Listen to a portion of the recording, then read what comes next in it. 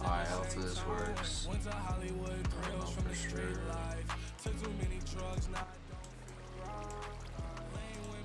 Alright, I hope this works. Let me check. Let him cook. If this works, I'll be happy. Let me do this real quick. I need to.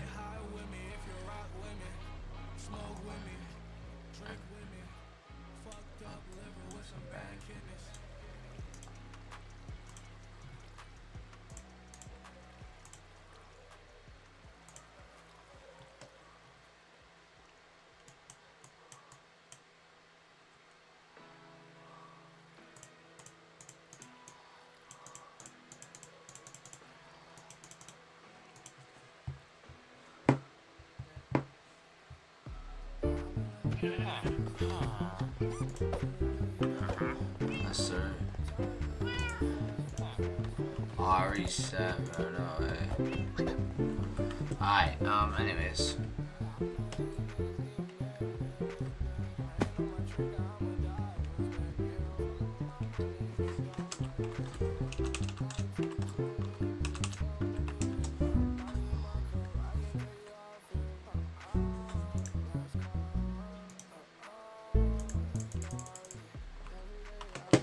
Alright, let's see.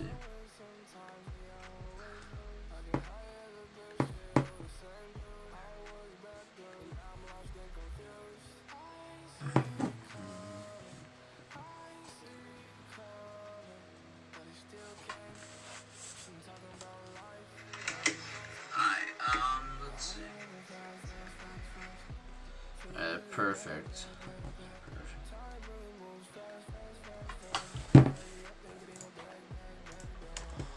Position 4 of 3. Let me do this then when I'm waiting.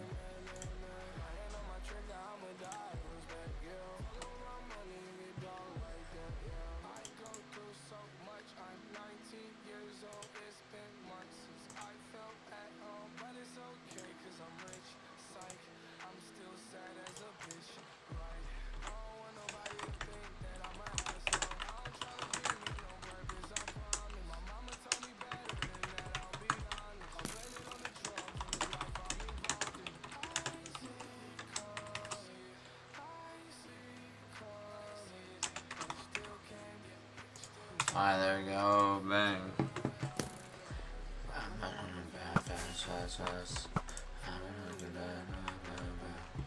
Yeah, this just taking like a year though.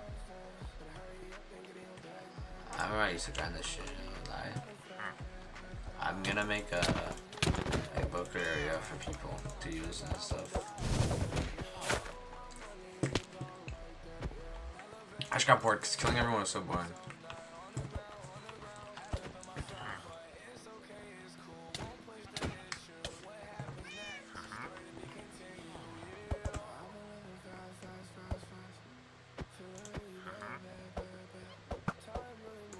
Shut up.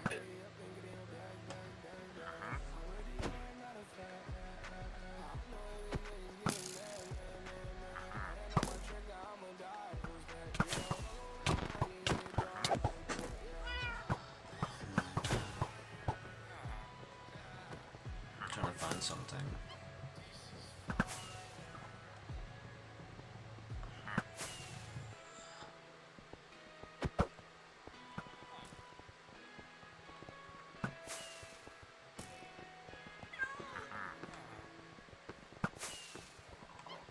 I didn't even vote for this, what the hell?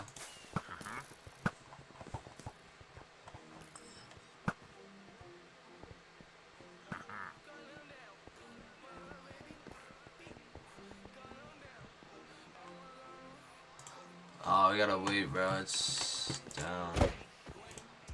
Sure, lifesteal isn't lifesteal. Nothing good. Lifesteal's ass though. I hate this game mode. I used to play it a little bit, but not much. Oh, I got a light show. That's cool. Alright, what can we play? It's around 10 p.m. The server is gonna be back up. Do we just keep spot AFK? Talk to everyone. Do the parkour.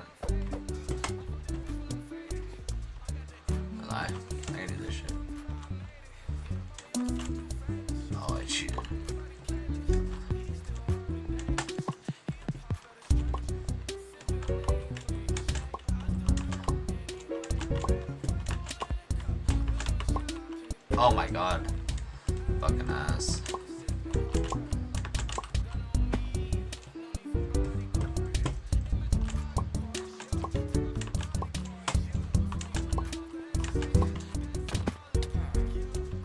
I suck at parkour.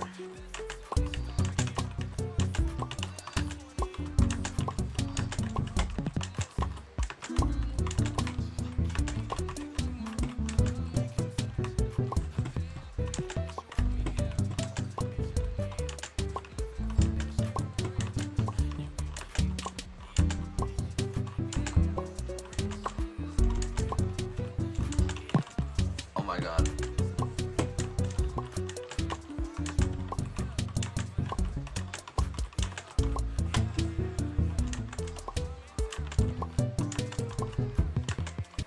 Oh, 33. What's this?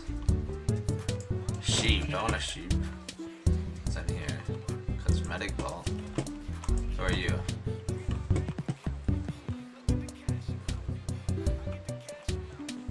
What's all this? Nothing. What the fuck? What's this say? ZR. That's not a leaderboard anymore.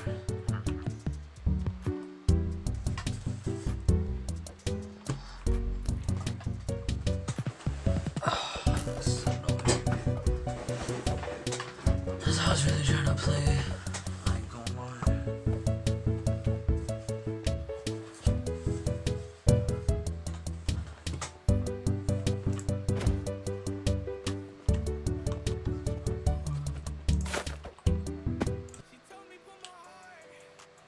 What game? What name is that?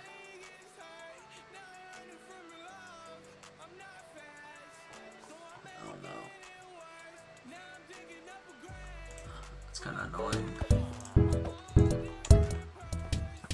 Okay, just gotta send it back.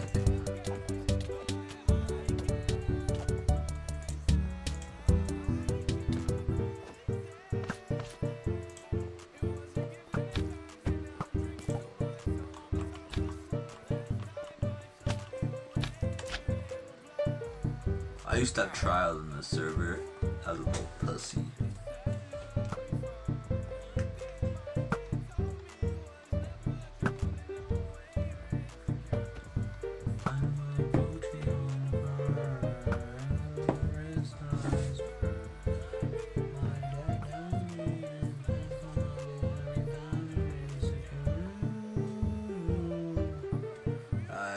This game's taking me here, man.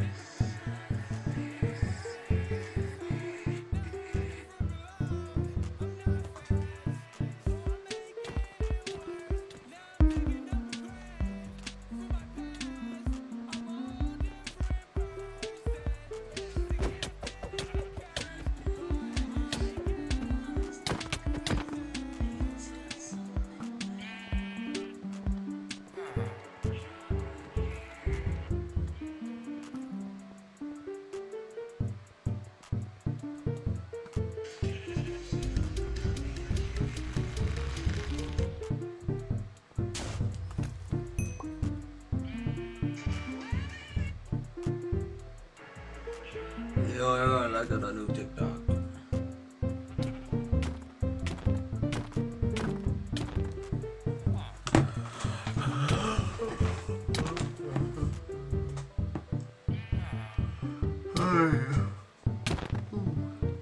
Let's load up into this.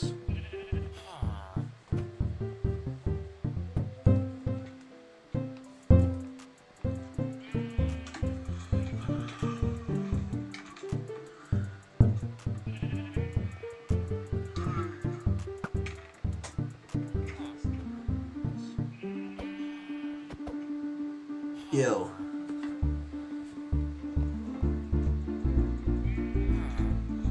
How loud is this anyways?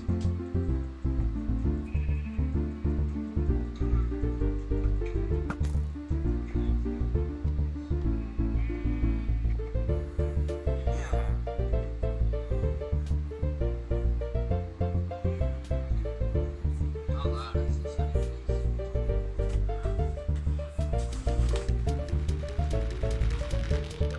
Wait. Alright. There we go. That's just some parkour. Server's not even up. It's crazy, bro. Is that at 10? 9 to 10.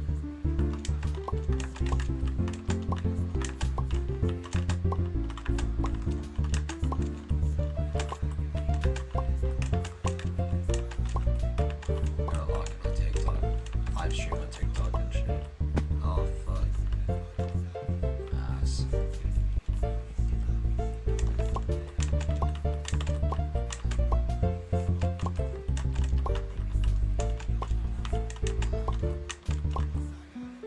Oh look, we got 2 people in here.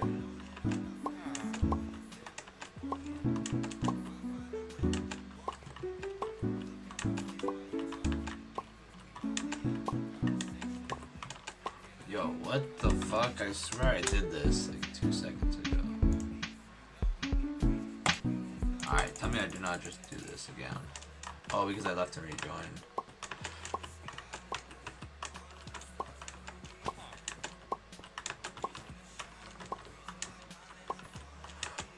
Oh.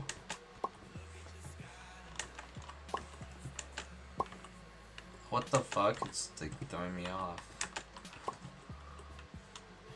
What's my score right now? I'm doing good. Oh, 41.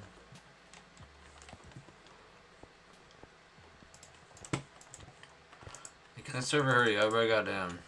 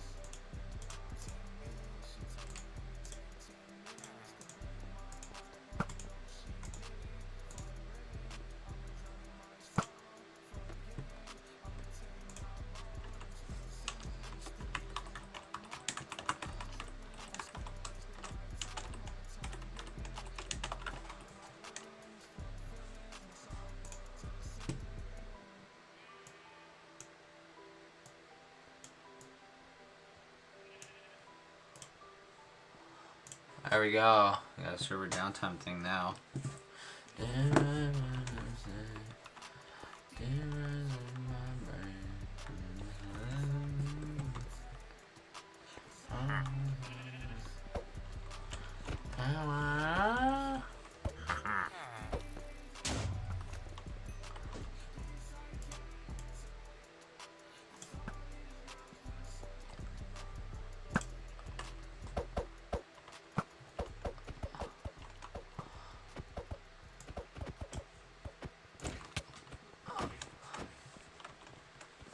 There we go, that's better.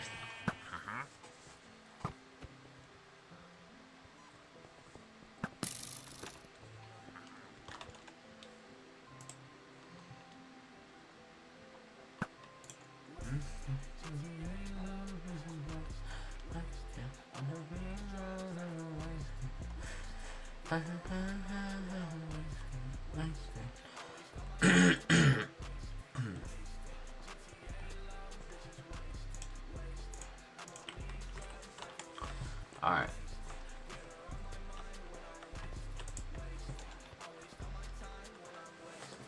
Server's still down. Should be up hopefully soon though. It's 9 to 10, so hopefully not all the way to 10. Oops, I'm a retard.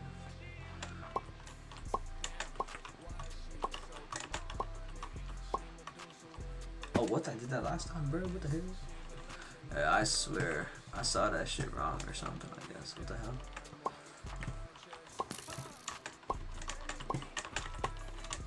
Bro, who's shooting at me? Yo, wait, can I go up here?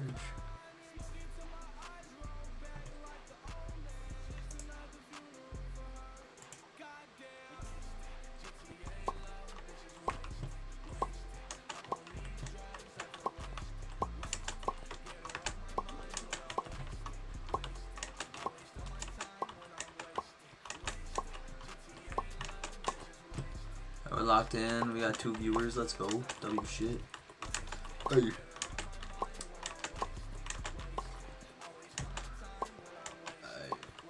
That's my score. 26, 27, 20, 21, 30, 31. Oh, that's. Oh, 32. Oh, 33. Oh my god, I'm going crazy right now, yo. If I can hit 50, that'd be crazy. I got 41 last time. Oh, fuck. Alright.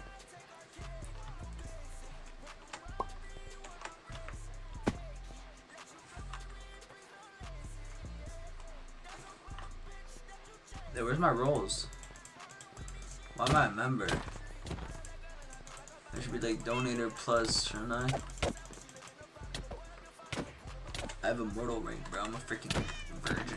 I bought that shit for 40 million so long ago. Fucking blessed. Thank God I played the server before it came like pay to win. Cause I have like everything, bro. I got Voker spawners and shit. Me and the boys. I don't even know who's in here, but we did some mischievous shit right there. That's all I'm gonna say, bro. And we somehow got some crazy items this season, and then we just quit.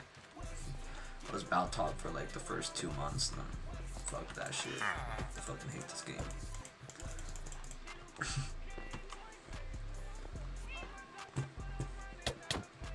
Know what I mean, bro? But the games just get fun now. I don't know. I like editing the videos, bro. I know I suck at it, but like I like editing them and watching them. Cause it's so funny, bro. Like, yo, how do I manage to do the shit I do, bro? You ever seen a video? That shit's just crazy. Oh. Alright, let's check any updates on this shit.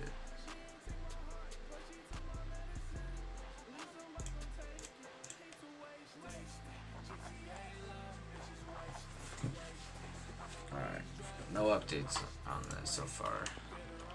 That's alright. Alright,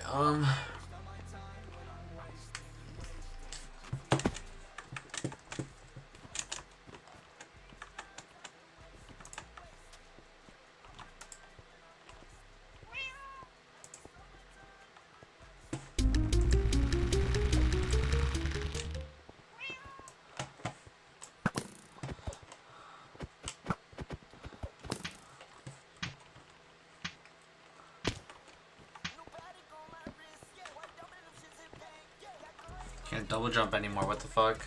I'm tweaking. I'm tweaking. Yeah, be sure to use the chat too if you want. No one be scared. It's a really boring time right now.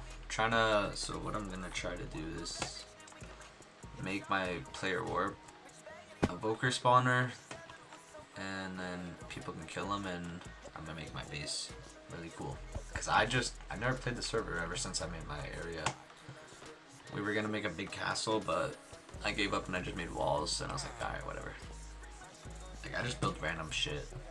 Random designs, bro. Like, it looks cool though. I'm not gonna, like, it's not anything advanced or anything, it's just decent. Like, everything I do in every game is decent. Like, Rocket League, bro, I'm like, my peak from Rocket League. But I had Grand Champ actually, I was pretty good. But now I'm like Diamond. Fucking ass. I don't even play comp like that though. I just play casual with my boys. And Fortnite used to be Unreal, obviously, when I was a sweat. And then people started becoming crazy. Nah, I can make shit on, so I rage quit. But nah, apart from that, honestly, I don't know. I don't even know what I'm yapping about. I'm just trying to play this fucking game. Oh my. Yeah, what is this guy doing, bro? What are these? Right click. Open. How do I open?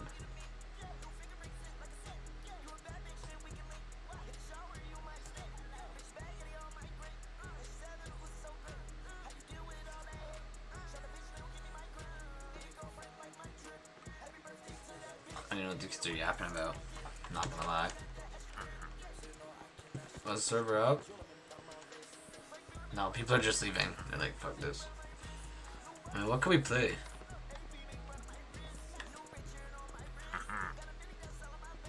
Oh wait, 2 people are in survival. What? That's weekend? Okay, so it's gonna...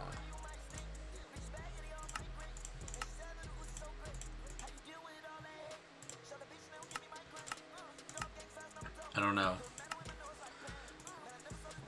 Alright, I have random ass servers, like I don't even play these. I have this cool pixel block one.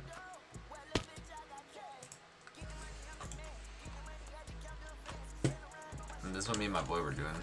We did this in a night. I was just grinding, bro. I just made some random bullshit. We got C generator. Got my minion, yeah, level 3 minion, Fiend God. My username has changed, so I don't know why. Full netherite beacon. Don't have full. I don't know. I made the house. My boy made fucking this. Tight shit. This is the best generator ever, bro. I'm telling you.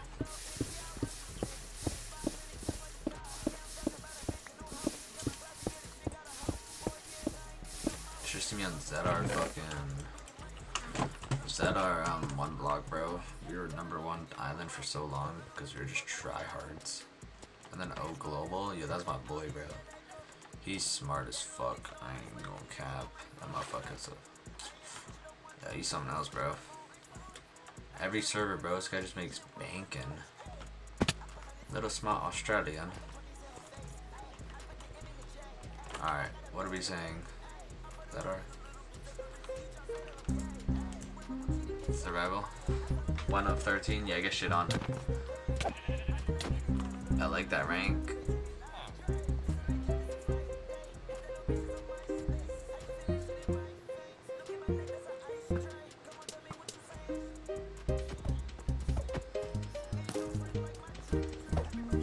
Sending you to survival right now. Okay. Okay. Max retries reached. What the hell? Let me get in the fucking server.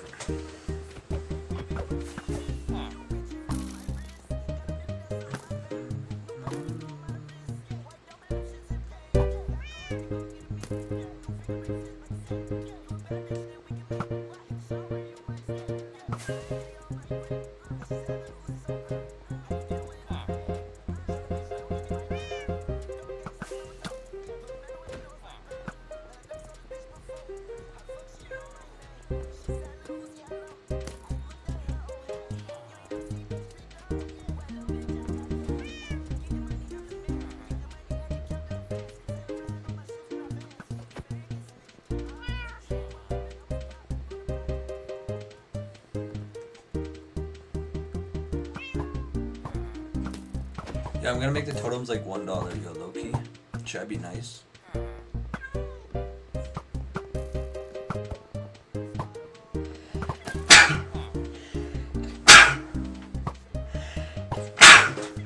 Damn, bless me. Yeah, why is the server not loading? 2? Yo, what?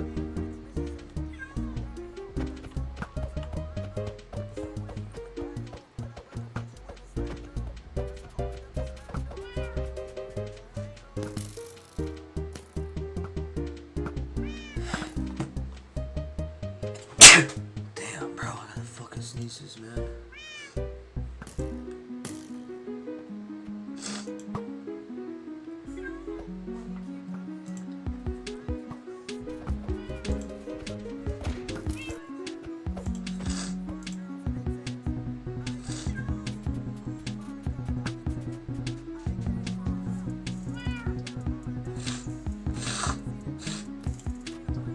Oh my. Yeah, this thing's taking me here. Do blinker. Blinker, yes, sir. Get it. Hold up.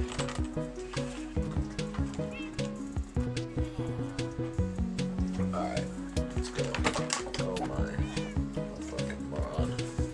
What am I doing?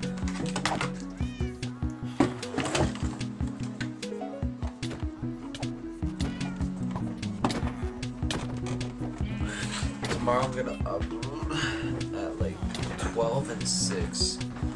Some pretty good upload times. Around those times. You got Minecraft,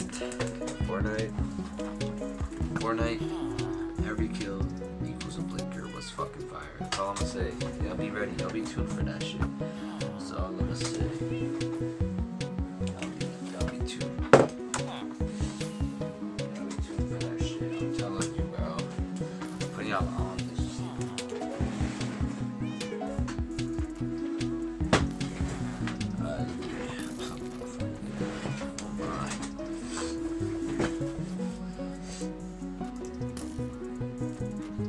Three of 14, damn.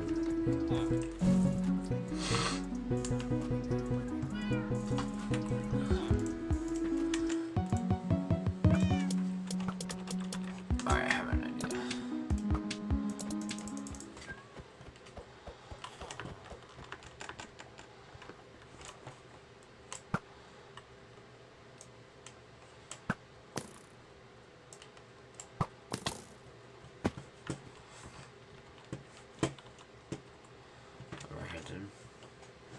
I have an idea on what we could do.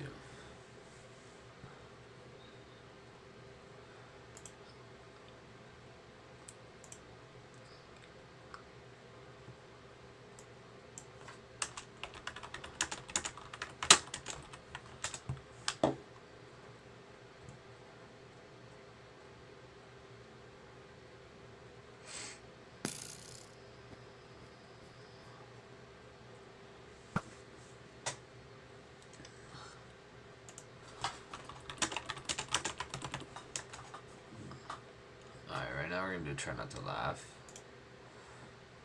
With blinkers.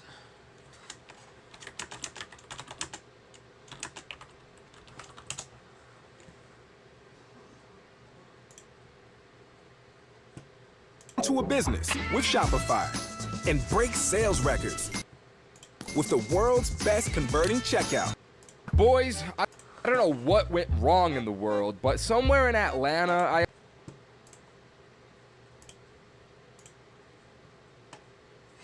Alright, now we do.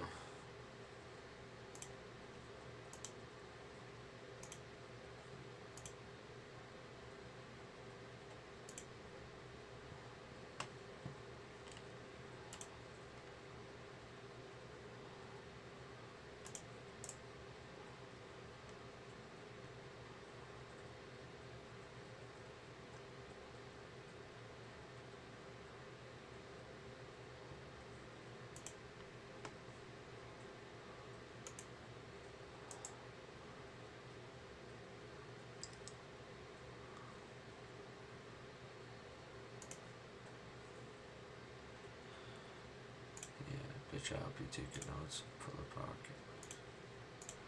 Alright, I imagine some business dudes were probably like, the nationwide epidemic of kids addicted to their vapes is genius. We need to hop on the wave for that bag. Any ideas? I've got an idea. Let's hear it. Okay, imagine a whippet. Yes? Actually, right before this, I'm gonna do the one like here. And make sure this is on.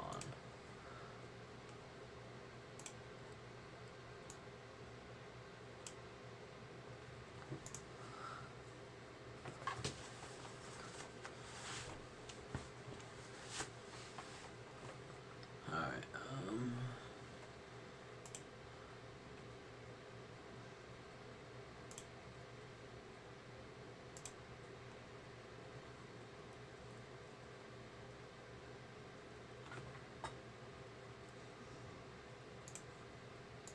Without. I'm gonna do a blinker.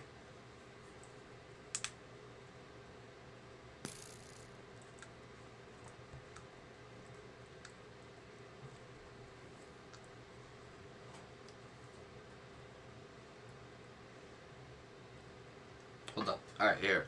Alright, here I go now. Alright, ready?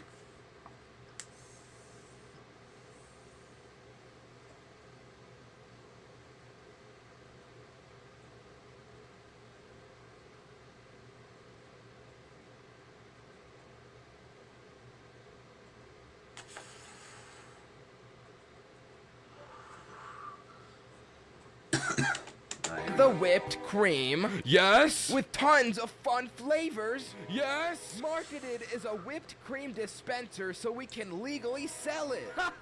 You're a genius. The kids are gonna love this. No, don't look down yet. You're chill. And somehow little business dude was right, because that stuff got into Walmarts across the country. From there, all it took was Kanye and Lil T picking it up, recording a TikTok, and sending it out into the world. And now the epidemic of galaxy gas has taken over. But Ninja, galaxy gas sounds out of this world. For real, haven't you seen Rick and Morty? Alright, this ain't no Pickle Rick, because the price of smoking this low-key makes you freak out Golden Freddy style. Because when you really break it down in life, there's a cost to everything. That'll be $39.99, sir. Like, hey, when you scroll brain rot, you pay in your attention span. When vaping, you pay in lung capacity and aura. Hey, you need to pay for that. And when inhaling a canister of galaxy gas, you pay in IQ points, literally killing your brain cells.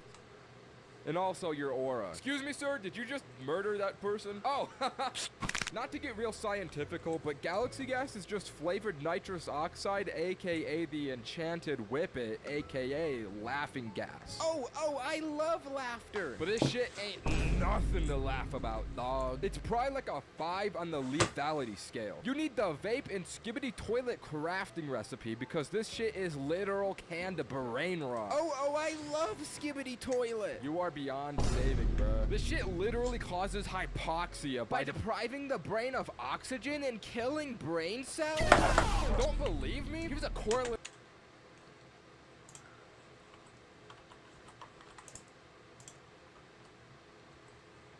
Chart of people doing galaxy gas with the performance of the Ninja YouTube channel. With all that being said, this stuff is still making rounds with the youngins. Fiends are lined up outside Walmart or getting that Bezos special on Amazon to try this stuff. It seems people just love getting that dopamine fix no matter the cost. It's almost as if intelligent life was a mistake and it wants to go back. You know what I'm saying? Call it the orb of confusion, the way it makes your brain slowly die.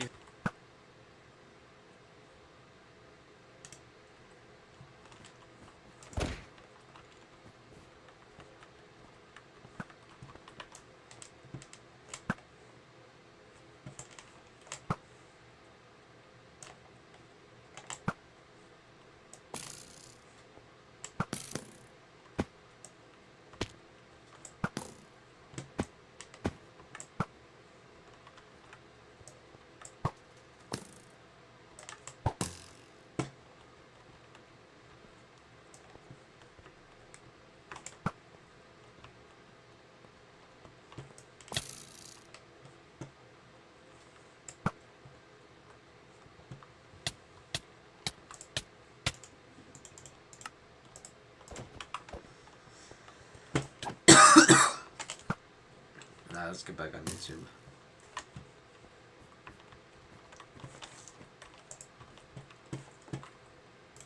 And I ain't no doctor, but kids huffing nitrous oxide and killing their brains in school has got to be worse than sucking vapes and killing their lungs. So I got a real-life doctor to fact-check me. Yeah, the fucking lungs aren't as important as your brain. Now, I'm realistically... getting water real quick. I'll be right back. Swear on, bro.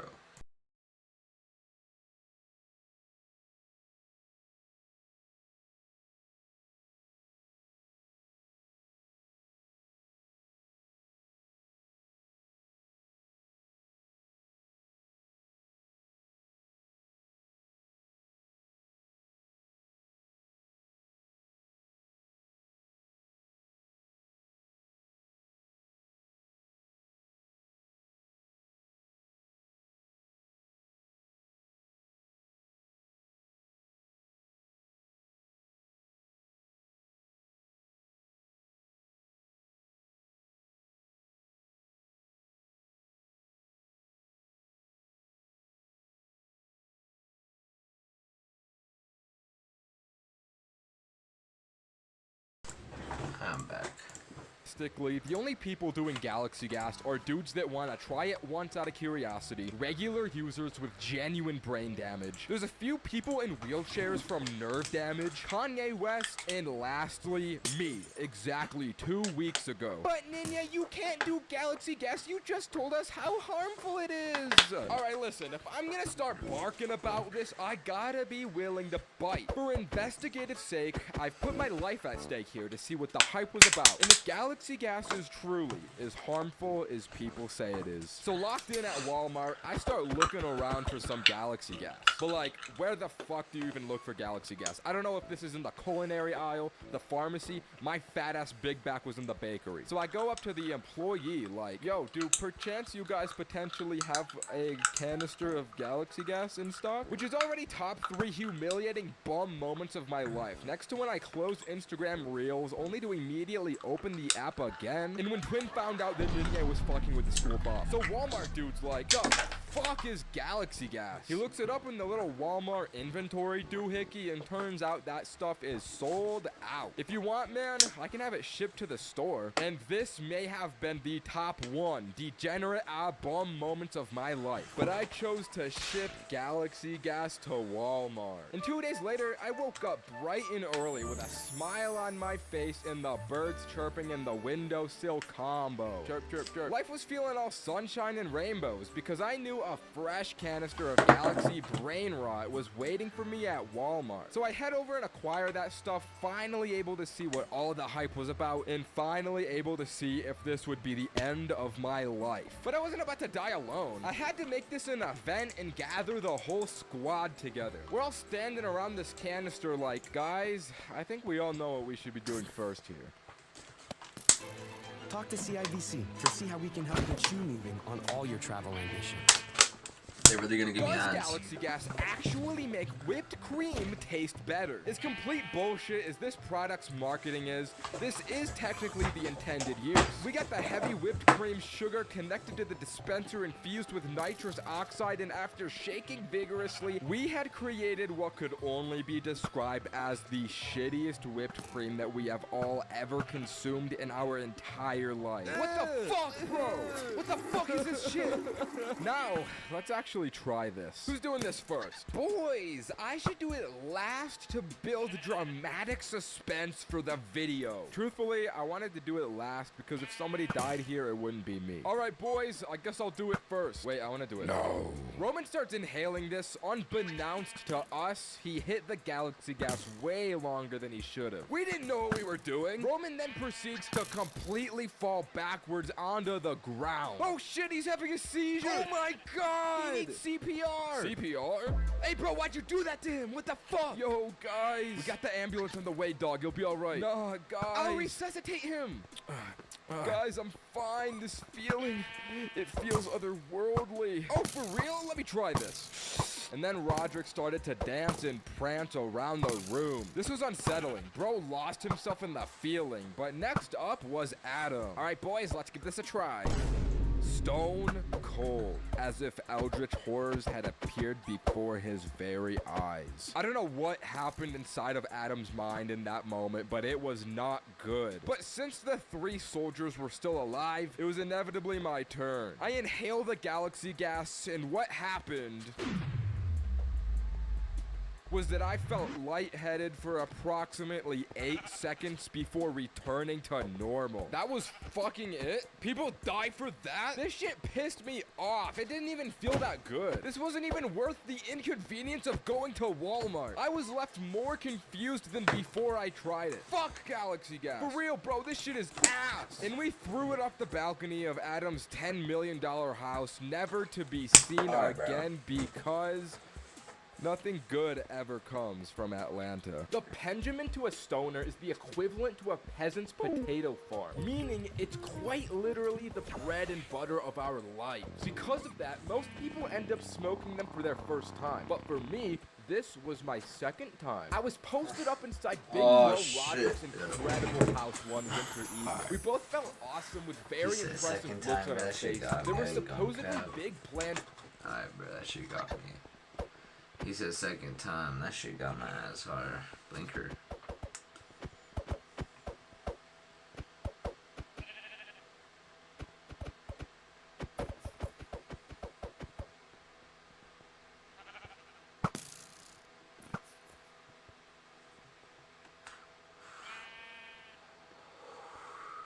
This evening because Roderick was like, I know these 4 people having the biggest, most awesome party tonight, which sounded grand, but there was one problem. Do I know these people though? No. Do they know me? Yes. And that was enough for me to be a little bit hesitant. I don't know, man. They could bully me. Don't sweat it, chap. One little dinghy off this port bow and you'll feel on top of the world. Holy crap, what's that? What is that? It's weed. Boom. This was a top 10 bomba clot moments of my entire life. As I mentioned, I had only ever smoked one time before this, and the parasites in my brain were starting to speak to me. The same parasitic voices that tell me to peek corners in Valorant, gamble more money, and generally overextend on things I shouldn't were firing. Alright, Roderick, we've done this once before. I don't see the harm in going for a second. Oh god, it hurts so badly. You can't go crazy like that, bro. You gotta take your time. Oh, alright, I'll do it gently.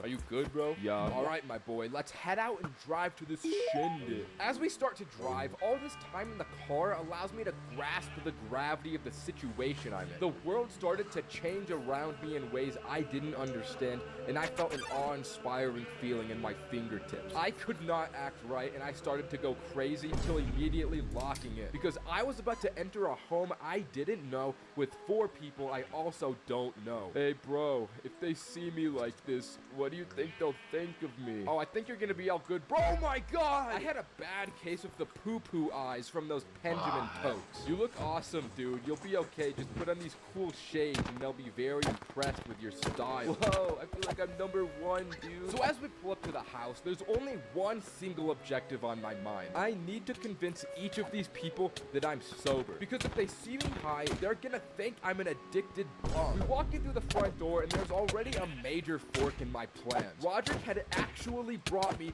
to the hose. I don't even know how to act around the hose when I'm sober. And those penitents gave me slurp juice brain. Luckily, there was only this one girl named Sarah as we walked in, but I kid you not, she looked exactly like the Fortnite Sunstrider skin. God threw a level 10 baddie my way, and I started getting anxiety. But I couldn't forget the objective at hand. I can't let Sunstrider find out that I'm high. Yo, what's up, Sarah? This is Ninye. Oh my god, Roderick has told me so much about you. Alright, I can't mess up my first introduction. Yo, haha, that's awesome. Okay, that wasn't bad. Alright, I'm gonna go say hi to everyone else. Bye, guys. God damn it, now I'm all alone with her. So why are you wearing those shades in the middle of the night? Off rip, she's going for my weak spot. I gotta change the subject. Are you very impressed with my style? Fuck. Yeah, you look really cool. This is too stressful. I need to go somewhere to blow off a little steam. Alright, where's the bathroom? So we go upstairs and she shows me to the little man's room and I start doing push-ups on the ground like, ugh. fuck yeah. Ugh. I'm trying to get a little pump in an attempt to get my head back in the game. But while grunting and moaning on the floor, I can see Sunstrider's feet from under the little crack of the door on the floor. So hopefully she didn't get the wrong idea from my sounds. But I waste no time to text Roderick, "I'm afraid of the hose, bro," in which he replies, "Don't worry, I'll clutch up for you." So as I leave the bathroom, Roderick comes upstairs with a deck of Uno cards and a bottle of vodka and starts telling us rules like, "You two gotta drink every time you draw a card. Sarah, you go first." Bro is taking some big dog initiative in this situation. And then Roderick essentially just falls back down the stairs. Now I'm pretty much locked into playing Uno with this one girl at this point. But I start dicing her up with these draw fours like I'm a professional at this. And in no time, Sunstrider starts getting all bomba clot from the drink. She starts getting into all this girl talk like, "I fucking hate my friend Melissa. She fucked my ex-boyfriend last week." And I'm like, damn, that's crazy. Well, I keep pulling out these draw fours like nobody's business. Somehow before I knew it, Sunstrider had inched her way to sitting right next to me. She starts taking whole swigs from the bottle and looks at me like, "You haven't drank anything yet. You can't be the only sober one. Let's fucking go!" This whole time I had successfully masked the fact that I was high, and her saying that just confirmed it. So I take a celebratory swig, but then she starts doing some weird shiz, like putting her hand on my thigh like, "Fuck Melissa anyway." But it turns out she drank more than she could handle because she couldn't control the volume of her voice, and she said that really loudly. Before we know it, this girl runs upstairs like, "What the fuck did you just say?" Turns out Melissa was at the party and heard everything. The two other girls come running up from behind Melissa, and a whole fight starts breaking out before I could process what was about to happen to me. Even this girl's little brother walks out of some bedroom. I didn't even know he was in the house, but he starts to get involved in this. I'm just sitting on the floor watching it all unfold until Roderick slowly walks up the stairs behind them and beckons me to come over to him. He's like, "Yo, I don't know what's going on, but we should probably leave." I'm down, bro. This place is getting a little too heated for me. So we sneak out the front door and drive away. I start telling Roderick about what happened with me completely washing this girl in Uno with no remorse for her soul, and he drops the biggest plot twist of the night. It turns out he had rigged the cards and made every other card draw in my favor so that the girl would drink more and make the situation less awkward with me. So if there's any takeaway from this story, take your time with the Benjamin because it hits very hard. Before you know it, you'll get anxiety from the hose. When you stay at a Verbo, you always get the whole home. Not part of it, but the whole upstairs. These big old doohickeys are notorious for being the kings of smoking equipment. Just look at this list, it's at number 1. And it's for a good reason. Anyone who's ever used one knows just how lethal a few hits can be. And I did 10 big hits living to tell the tale, baby. I was in a smoke competition with this guy that is genuinely unhinged and vile as a person, but we'll get into that. It all started in one of my stacked classrooms. I had Roderick, Adam, Roman, need I say more? But there was one unnamed mystery individual in this class as well. No one knew him, but also everybody knew of him. He'd always be dressed up extremely classily. He had this tot hat he always wore. He had those anime hoodies and his classic lightning bolt Crocs. The dude dressed so loudly despite never speaking a word once. Until Roman did his talking to strangers thing and came up to the squad like, "Yo guys, I talked to the Croc guy, he seems kinda cool, I'm gonna hang out with him." But then "I'm gonna hang out with him" quickly turned into "we all hang out with him" because the three of us were just too curious to meet this guy. We had to be there. So the plans were made, of course, at Adam's magnificent property. The day had come and the boys were all dressed up head to toe for Croc Guy's arrival. As he burst through the front door, we were all pleasantly surprised to see he was still sporting that iconic look. Considering his hat, we wasted no time to get to the point. "You wanna smoke?" Sure. So we get the equipment and I'll tiptoe downstairs ready for smoke time. So how often you smoke that epic, bro? Just about every day. Oh, alright. So you think you can do more than I can? Huh? Well, why don't we find out, huh?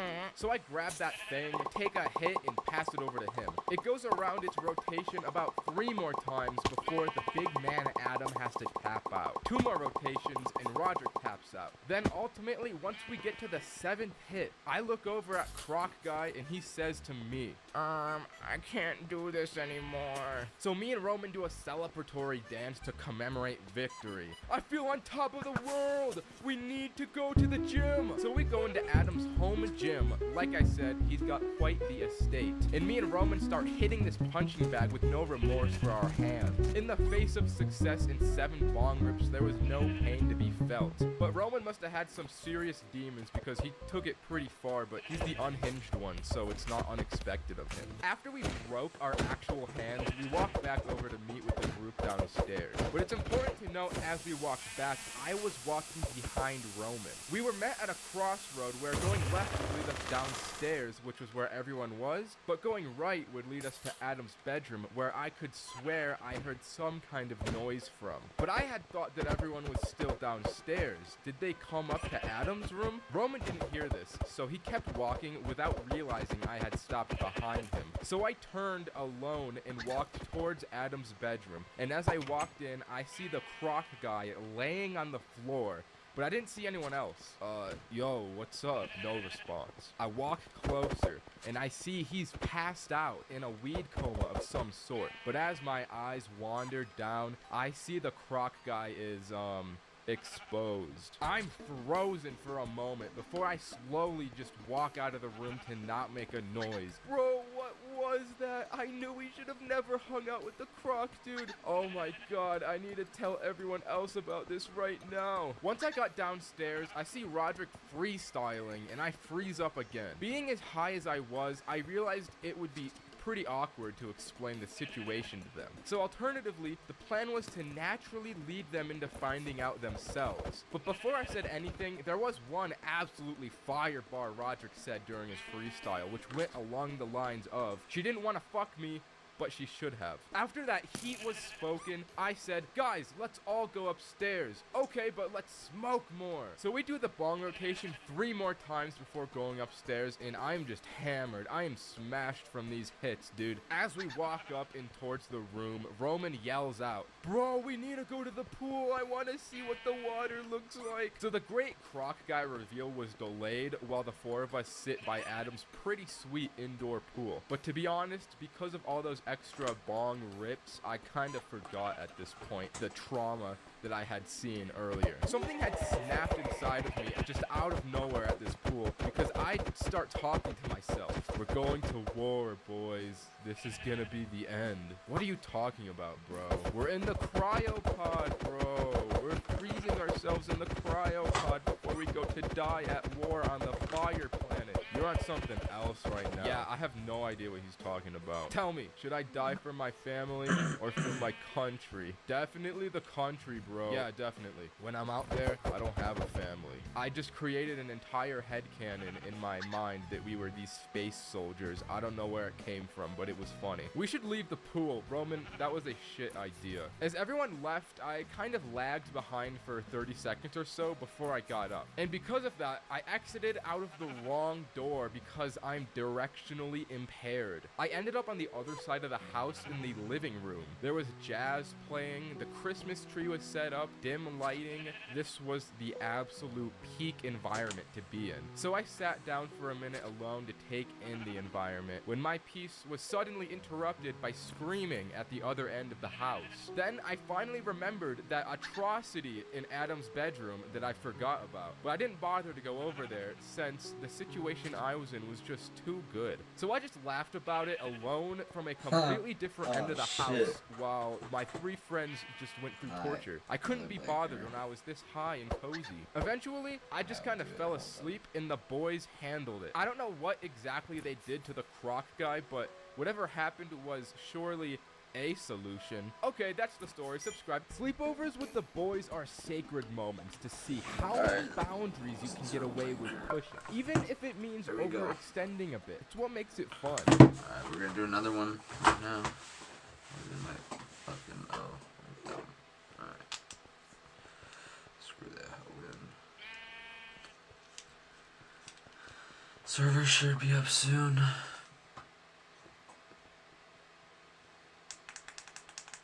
Alright, bet. Here we go.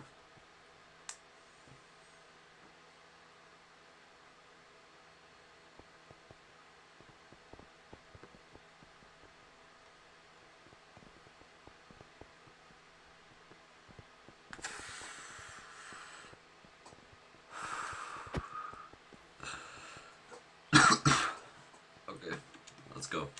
This night, Roman, Cole, and I planned to push the 2 ironclad rules amongst the Roman household. I'm gonna Rule charge 1, it. no weed. This His better parents die. didn't even know he smoked at this time. And 2, no friends over on this particular weekend. We were to not only sneak the weed into his house, but also ourselves. Roman had just got a brand new PlayStation VR headset, and we wanted to experience the virtual reality while high, which posed Alright, for the got the charger. riskiest activity of all. You see, this was his family PlayStation, meaning it was right in the middle of the living room, so we had to move at night when the family sleeps. Me and Cole stake outside for dusk to fall, and Roman to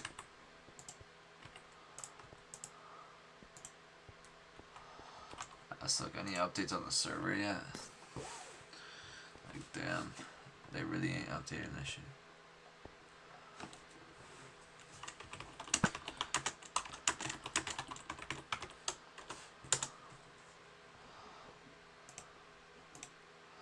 Alright, let's keep watching. give us the word. We had the weed in an airtight seal, a small pipe to smoke it, and some Febreze bottles to kill the smell. Eventually, we see the front door open. Roman gave us the signal, and we slowly enter his house to not make a sound. We all make our way upstairs, walking past his parents' bedroom to get to our safe haven, Roman's bedroom. Objective 1 was complete. Now we had to complete Objective 2, smoke the gas. So how are we gonna do this, man? I've got a spot. He opens his window and walks onto the roof. The three of us get to smoke under the stars as the calm before the storm. A moment of solitude before things take off. Once we're nice and high, we stumble back down to the window, probably almost die, and get back inside. The night was looking good. If we could complete our final objective to play VR, we could call this mission a success. We make our way downstairs and turn on the PlayStation, ready to experience this new world. We didn't want the smell of weed to linger on us, so we spray the Febreze bottle around the living room. But something all wise men know is not to give 3 high kids a bottle of Febreze. Since it's his house, naturally, Roman gets first dibs on VR. But as soon as he puts this headset on, we start spraying him all around with the Febreze and watch him helplessly squirm. Before we know it, we had sprayed the entire bottle of Febreze, and this room was so smelly, it was completely unlivable. And this headset had speakers built into it too, which is important because Roman didn't realize how loud he was being. He was screaming. We hear a door slam and footsteps coming downstairs. Cole and I had to think fast before whoever was coming downstairs came down and saw us. So me and him run into the closet. Roman has no idea we left him behind because he can't see and can hardly hear. So if we tried to communicate to him, we would have just blown our covers. His mom comes downstairs like, "What the fuck is all this noise? And what's this smell?" Roman takes off the headset to see us gone, and he knows he's fucked. We have to listen to Roman get yelled at from this closet, and the situation is just awkward. But we couldn't concern ourselves with that because we had larger issues. It was inevitable that Roman's mom would take him up to his room, and that's exactly where the weed was. We had to act fast and somehow get from the closet to Roman's bedroom to out of the house. Roblox is way more fun when you have Robux. But Robux cost money, and that's not fun at all. Unless you have Buff. You simply leave Buff.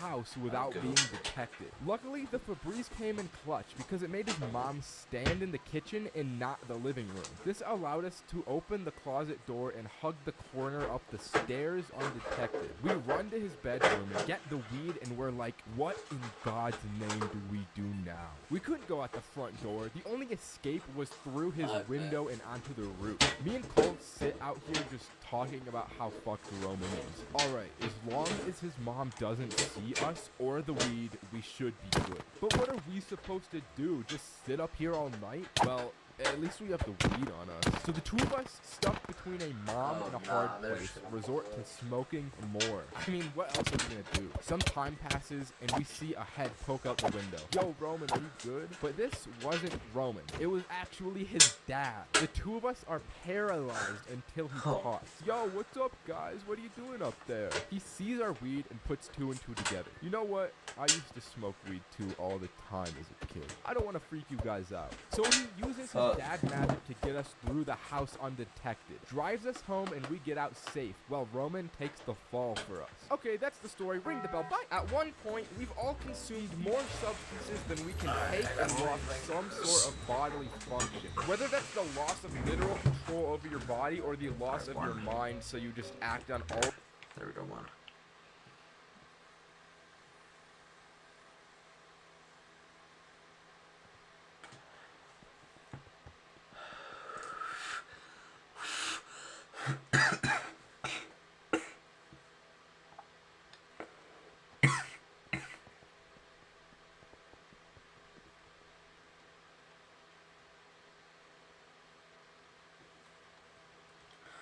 Oh yeah, I'm gonna be baked. I have 2 more to do. The shit I do, bro, it's crazy. Alright, here we go. Number 2.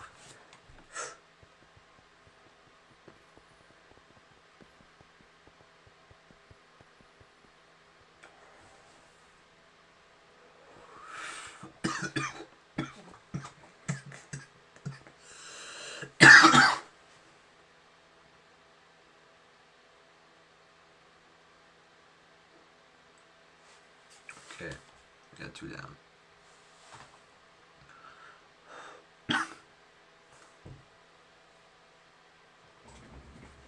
It's hot as fuck. Let me open the window.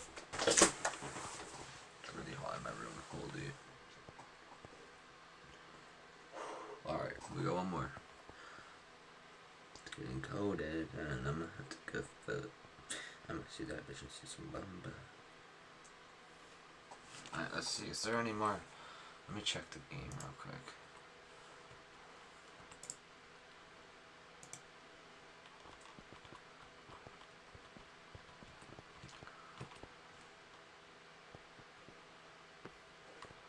When does the server go up, bro? Goddamn. Alright, ready? One more. Here we go. Last one.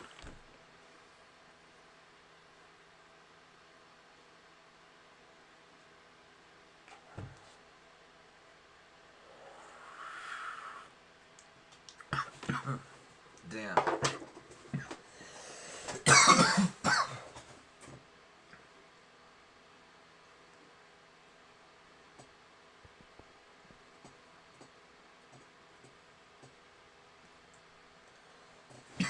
Alright, let's start.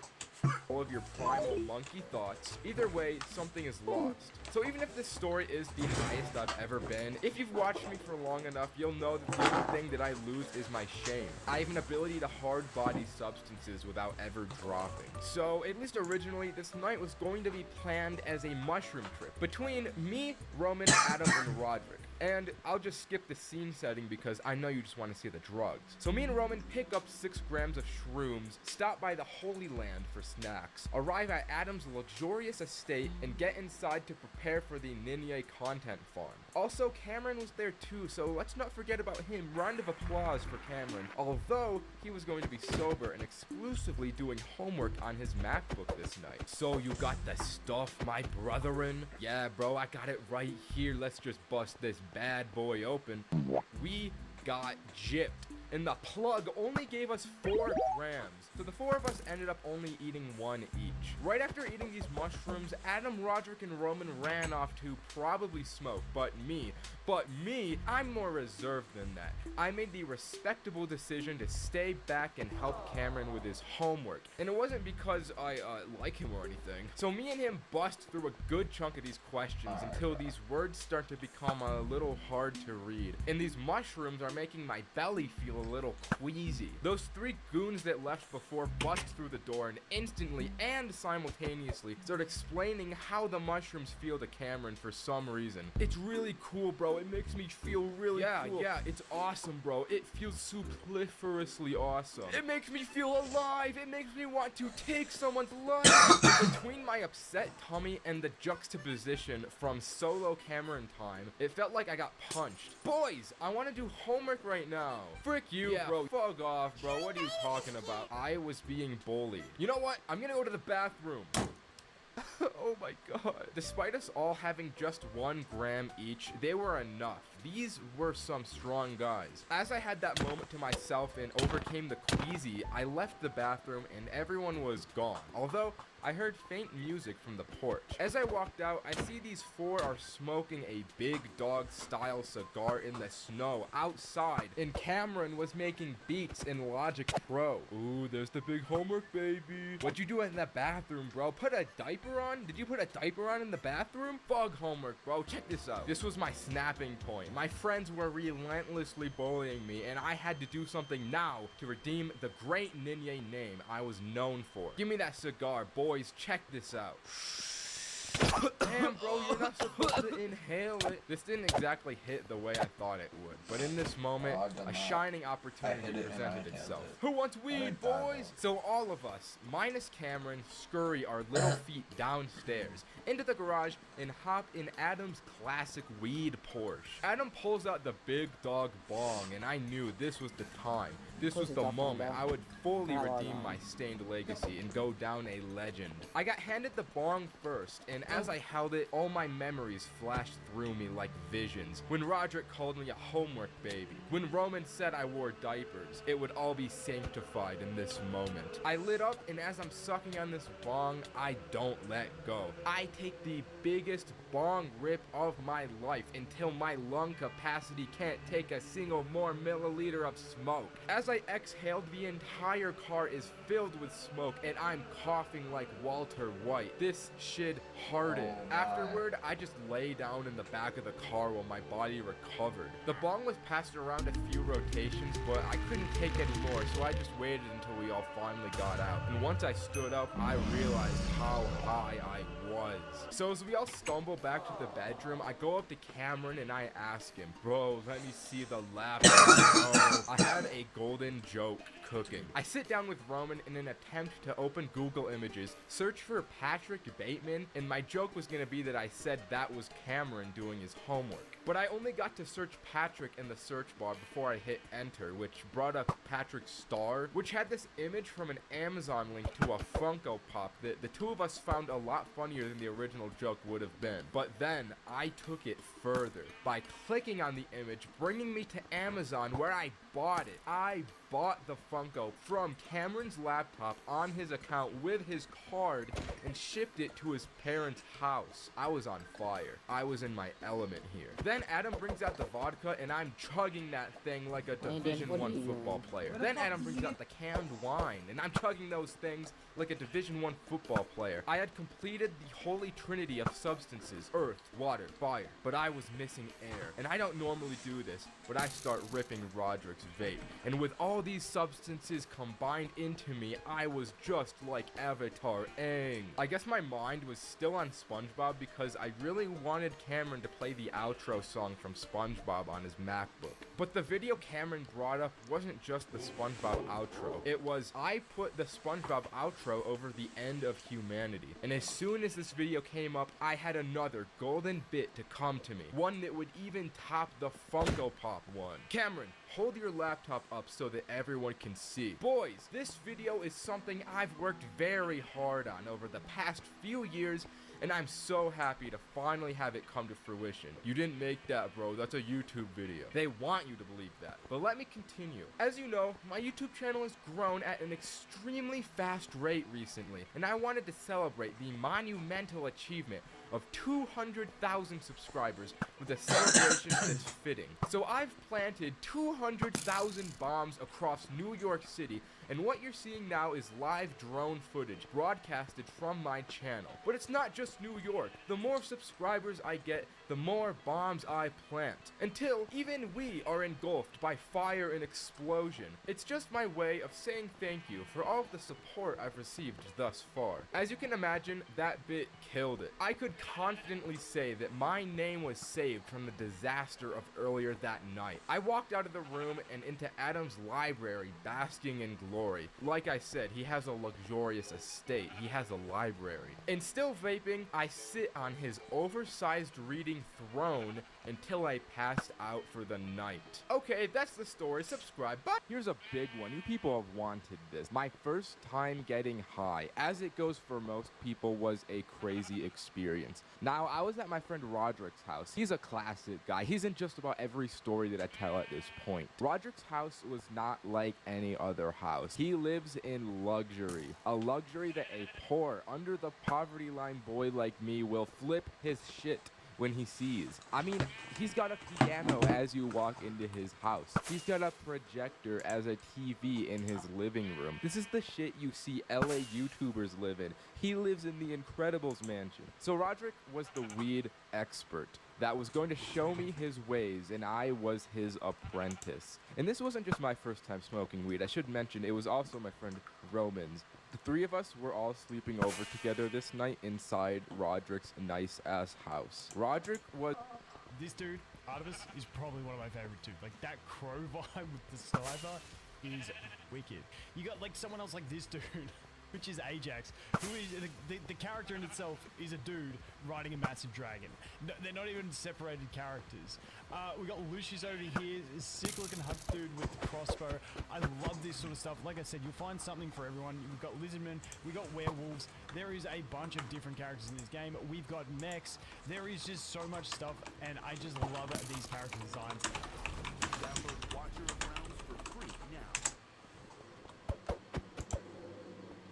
Was the real homie this night, because he said we can't just smoke a wax pen on both of your guys' first time. We gotta get our hands on the real stuff. What we had to do first was acquire the weed, because we didn't have anything at this point. So we were going through the process of asking everyone that we knew on Snapchat if they knew somebody that sells weed, until we finally landed on one guy. We pull up to his place and it's not scary at all, but this is my first drug deal. I'm anxious in my mind. What if this dude's got a gun? What if he kills us in cold blood? But then this dude comes out of his house with these big ass goggle glasses. He looked like a real dork. This motherfucker was a certified bozo. We could have given this dude a wedgie for the weed. Once we drove off with the weed, we all just burst out laughing because we were expecting the exact opposite of this guy.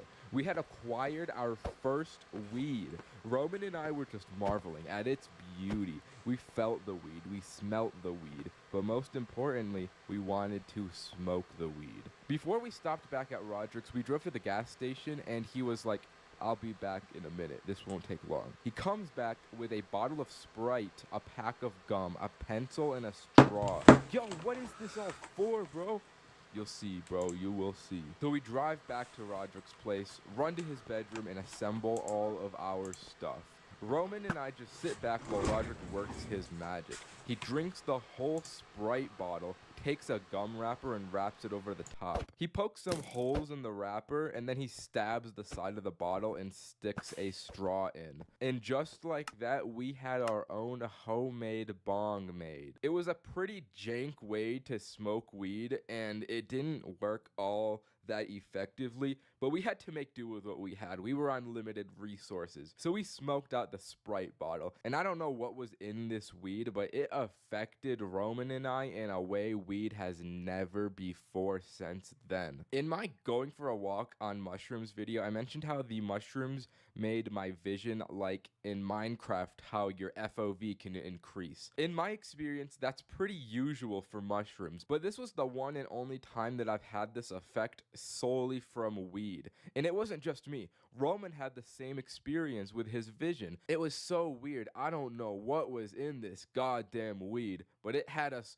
looking at things crazy. I was so goddamn giggly too that I just couldn't get enough of these guys. I laughed at everything. It didn't stop. After you smoke a good amount of times, I feel like the giggles eventually just go away. But the first time I had the laughs. Then the fabled munchies kicked in and we had no remorse for the kitchen. We started tearing through everything like savages. There was a fruit bowl in the middle of the kitchen, so I went, "Don't mind if I do," and wiggled my little fingers. I picked out an apple and there was a fly on the apple, and I don't know why, but this fly scared me. I mean, I don't fuck with bugs. So I threw the apple, I projectile tossed it across the living room, and it hit right into a framed painting and shattered the glass. I don't feel good about this even today, but luckily the painting itself wasn't damaged and his parents were not home at the time. It was fucking loud. They would have known what happened. So we started to panic, but thankfully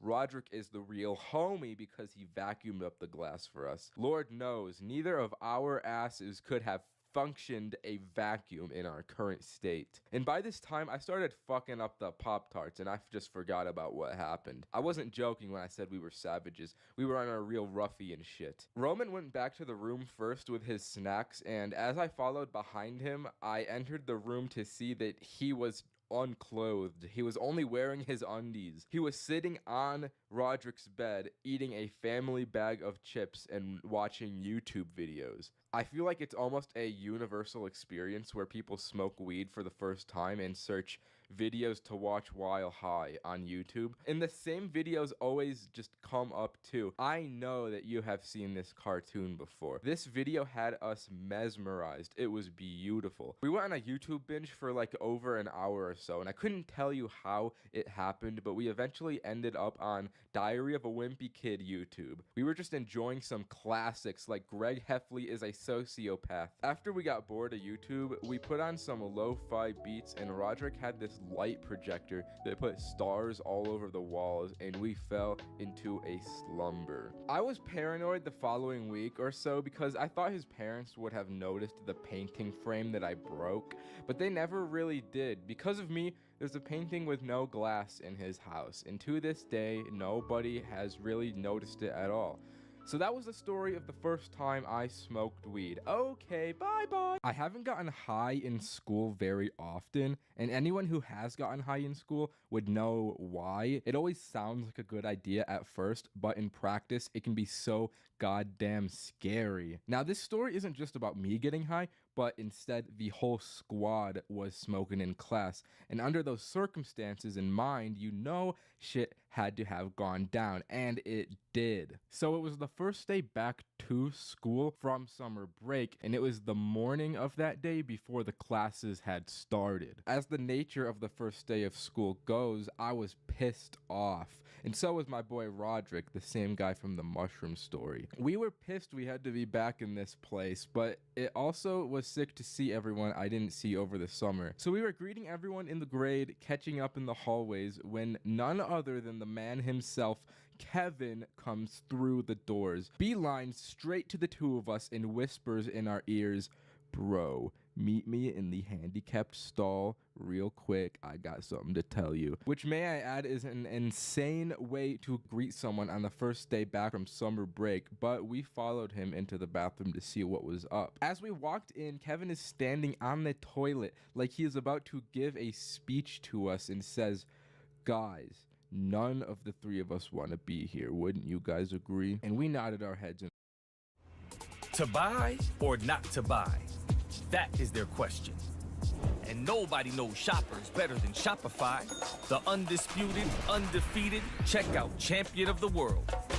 This living legend can boost conversions up to 50%. Which means way less of these and way more of that. So if your business is in it to win it, win with Shopify.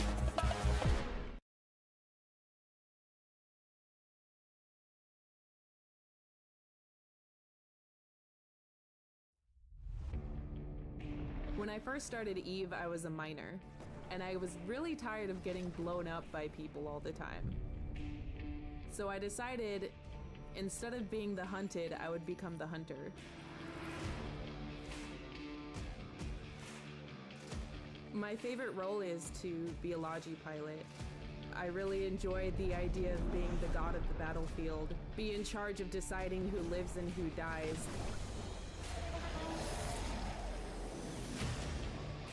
The main reason that we hunt, we're looking for the good fight. There's no fun in having 25 people destroying one ship. It's a lot more exciting when you know that there's 40 other people, 2 jumps out, and they want to kill you. You can go down in history with an epic fight that you were completely outnumbered in and came out on top.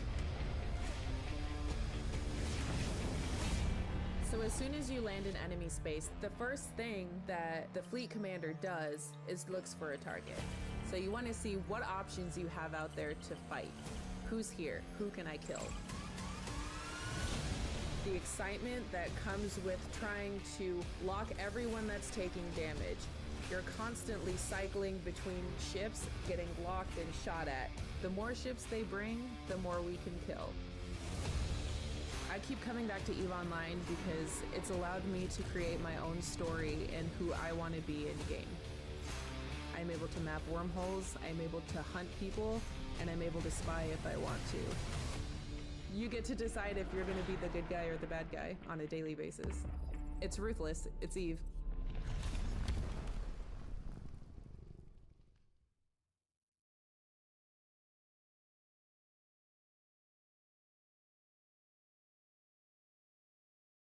An agreement, then why don't we go somewhere else? And this guy pulls out not just one, but 3 different wax pens, and our mouths are agape.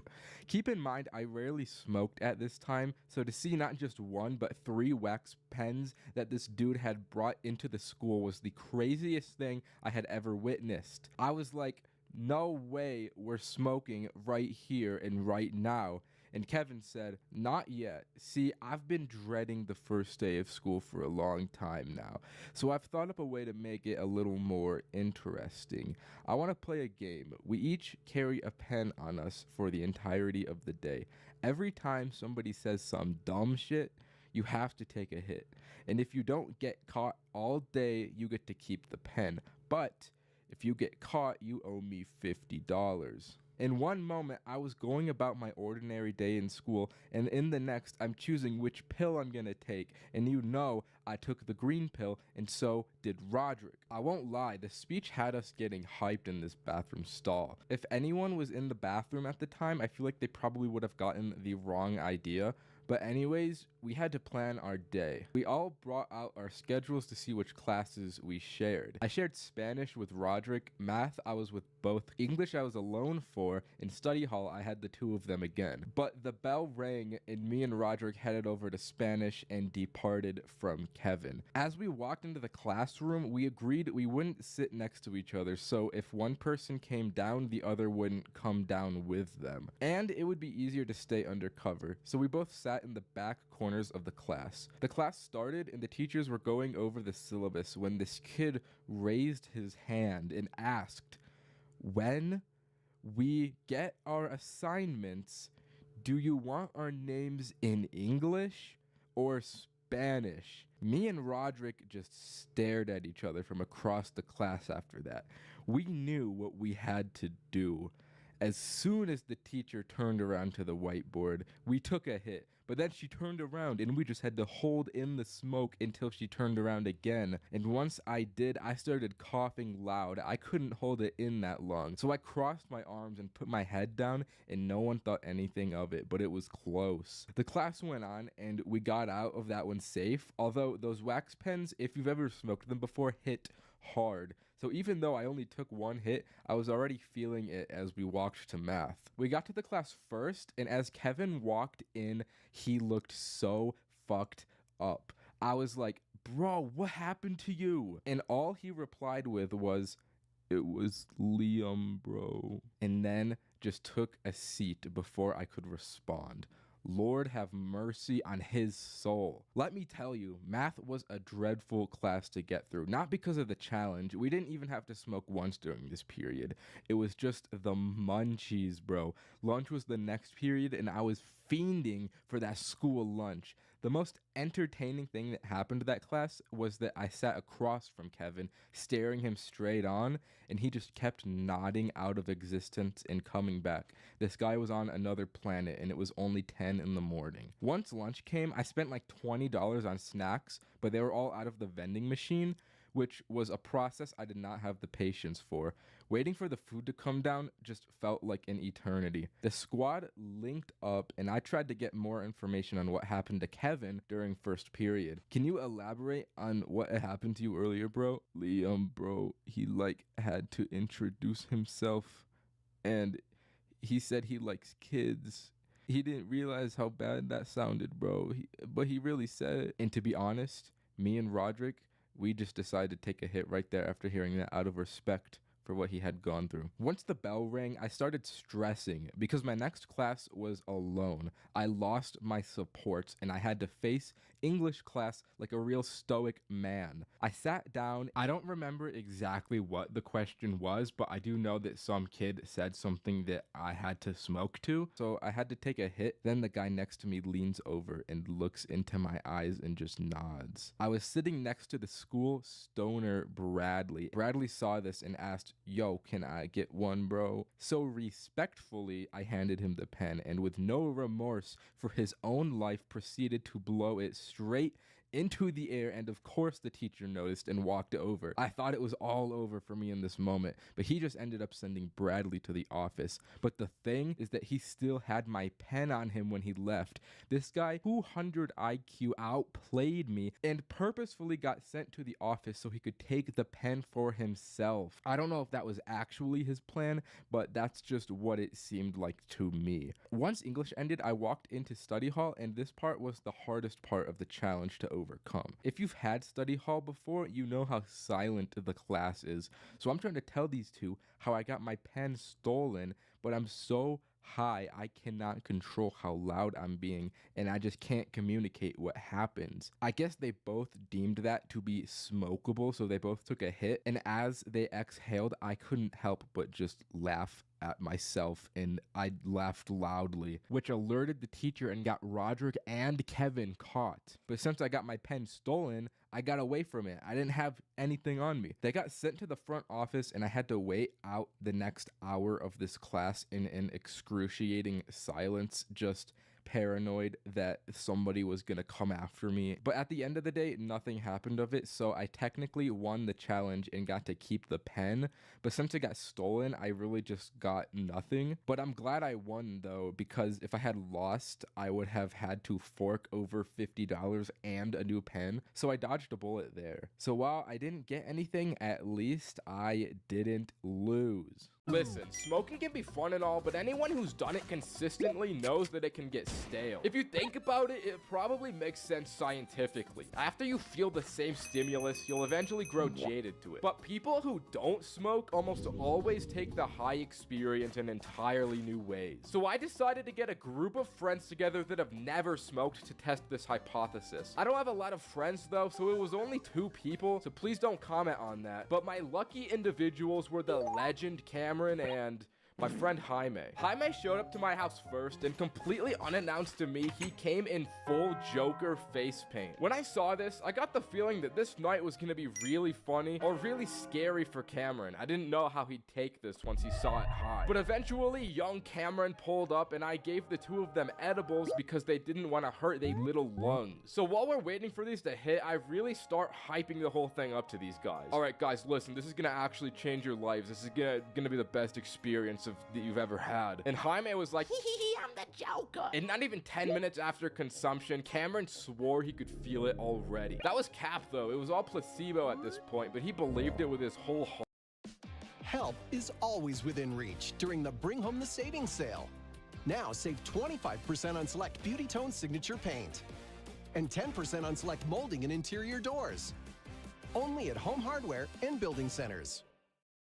It didn't help that Jaime started gaslighting him like, yeah, you definitely feel it, man. I think I'm actually starting to feel it too. Holy fuck, I'm so fucking high. So Cameron lays on the bed thinking that he's already high while Jaime just starts getting into my PC. There was very little time before Jaime just opened Steam and bought Honey Pop with my credit card. Trust me, I didn't own this game beforehand. I got a little pissed because bro really thought he was the Joker and intruded into my things, but the game didn't cost that much, so I let it slide. The only thing I hoped for is that once this gummy hit Jaime, this game didn't make him go off and do something the real Joker would never even think of doing. After 30 minutes, these gummies actually started to hit Cameron, and he explained it was like it felt like he was driving a car. Bro was laying on his back with his arms up in the air like, oh my god, guys, I'm going so fast, I can't slow down. And as soon as he stood up from the bed, Jaime charged him holding a yoga ball, screaming, holy fuck, there's a car coming, and launching Cameron back into the bed. Bro would not let Cameron get off the bed. Every time he tried to get up, he just got launched back to where he started. I was watching him get bullied before my very eyes, but I decided not to intervene. So after Cameron got launched a few more times, he started explaining how the impact of every crash was turning his insides into mush. He used the analogy that he felt like an orange that still had the peel intact, but the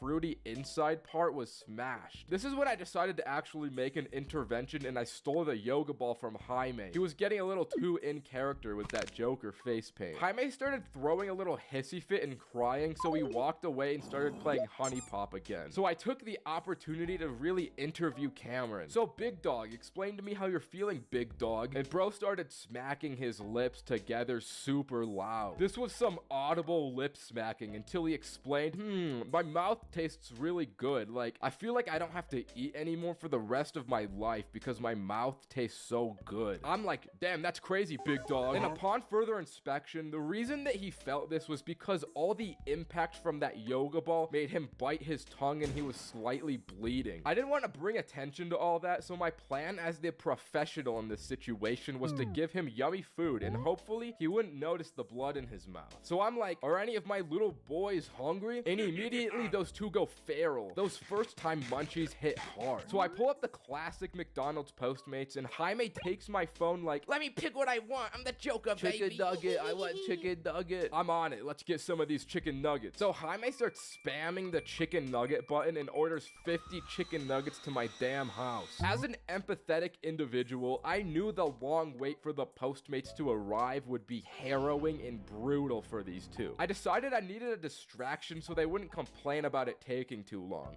mainly Jaime. So I pulled out the iPhone projector and started playing Five Nights at Freddy's Game Theory lore videos because I know Jaime loves those. After not even getting a few minutes into the video, I came to the realization this was actually a terrible mistake because it started to make Jaime genuinely tweet. Five Nights at Freddy's 4 is the worst thing to ever happen to the series. What is Blood yapping about? I don't know, man. I'm really hungry. It totally has all the pieces for a dream theory to be true, but no. Is this like an issue? Like, should we stop him? I don't know if this is bad for his health. Why is the Chica toy missing its beak? I don't know, man. What does any of that mean? And what the fuck is Juniors? Why don't people realize FNAF 3 takes place in 2015? 30 years refers to 30 years since the original murders in 1985. Not 30 years since the first game. That makes no sense. Luckily, the Postmates notification cut him off and it was chicken nugget time. Let's go. So we ran downstairs, got the food, ran upstairs, but as me and Cameron got to the bedroom, we decided we needed water with the nuggets so that we didn't choke to death. Before we went back downstairs though, I decided to snap a little picture of the scene in front of me, because seeing Jaime in Joker face paint playing Honey Pop with 50 chicken McNuggets was something I didn't want to forget. But unknown to us, this would quickly become a top 10 moments caught before disaster image. So we go downstairs, fill up the water in the slow refrigerator faucet, and head on up. And in that short amount of time, Jaime had eaten every single one of the 50 chicken nuggets. What the fuck happened to the nuggets, dude? Oh my god, no, why? And he just stared and laughed. The worst part is he didn't even eat these nuggets because he was hungry. He ate them because he thought it would be funny if we came back and they were all gone. And considering that he ate 50 nuggets in the period of a few minutes, it didn't take long for Jaime to run to the bathroom throwing up. And honestly, he deserved it at this point. Bro has been acting a fool for hours. He deserves to feel some of the pain he inflicts on others for a change. Immediately after he finished at the toilet, he got right back to playing more Honey Pop as if nothing happened. He had a serious grind to commit to still. Cameron, on the other hand, wasn't feeling all that great after the nugget disaster. Bro was crying his eyes out and bleeding from the mouth like, I'm so hungry, bro. Is there any more food left, bro? Yeah, dude, there is. I just need to go get it from the kitchen. So I gave Cameron the iPad with Cocoa Melon while I went to order more McDonald's. Cameron immediately became demobilized and fell into the Cocoa Melon trance. But unbeknownst to him, I was about to pull a little debauchery on him because I wasn't about to pay for another McDonald's order. I went downstairs into my kitchen trying to find some good mulch for the boys to eat. I came back with a big bag of Doritos and told the lads that I got the new McDonald's Doritos, my boys. They taste so good. They're way better than the standard ones. And that was enough for him to immediately forget about what Jaime did. I tried to go up to Jaime and ask, so bro, like, how does it feel for you right now? And the only response he would say is, fuck man, I'm so fucking high, man, holy fuck. To then immediately lock back in and play more Honey Pop. I don't know why he was so locked into this game, dude. Like, he either truly wanted to play this goofy video game all night, or he was just so committed to playing a character that he wouldn't break it for a second. The only eventful moment beyond this was when Cameron dropped the iPad on his face. It seemed that at this point, the night had brought itself to a stalemate. Going back to my hypothesis, the gummies happened to turn Jaime into more of an evil person than he usually is,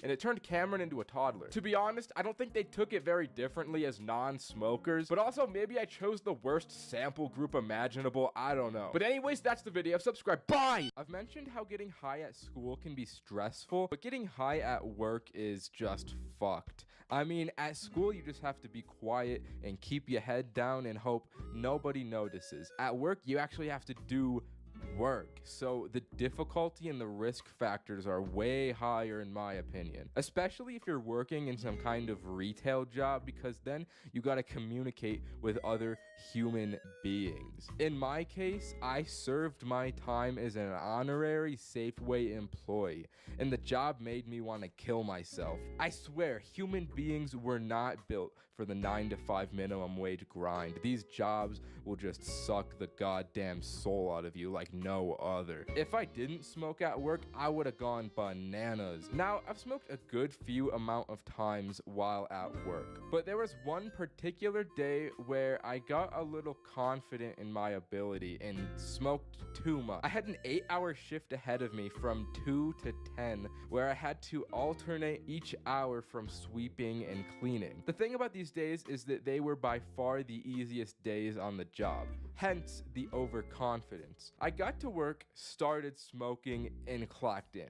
And the beginning of my shift went pretty well. I was sweeping like a king. I was cleaning like a king. Eventually, the monotony got to me after an hour or so I smoked a little more. Almost instantly, I knew I smoked a little too much. I'd be going around to each of the store's little departments, forgetting if I had cleaned them or not. I'd be sweeping every other aisle without realizing I was. It was bad. Eventually, once I got to cleaning the bathroom, I just locked myself in there and sat on the toilet to collect my thoughts. Alright, I'm obviously way too high right now to do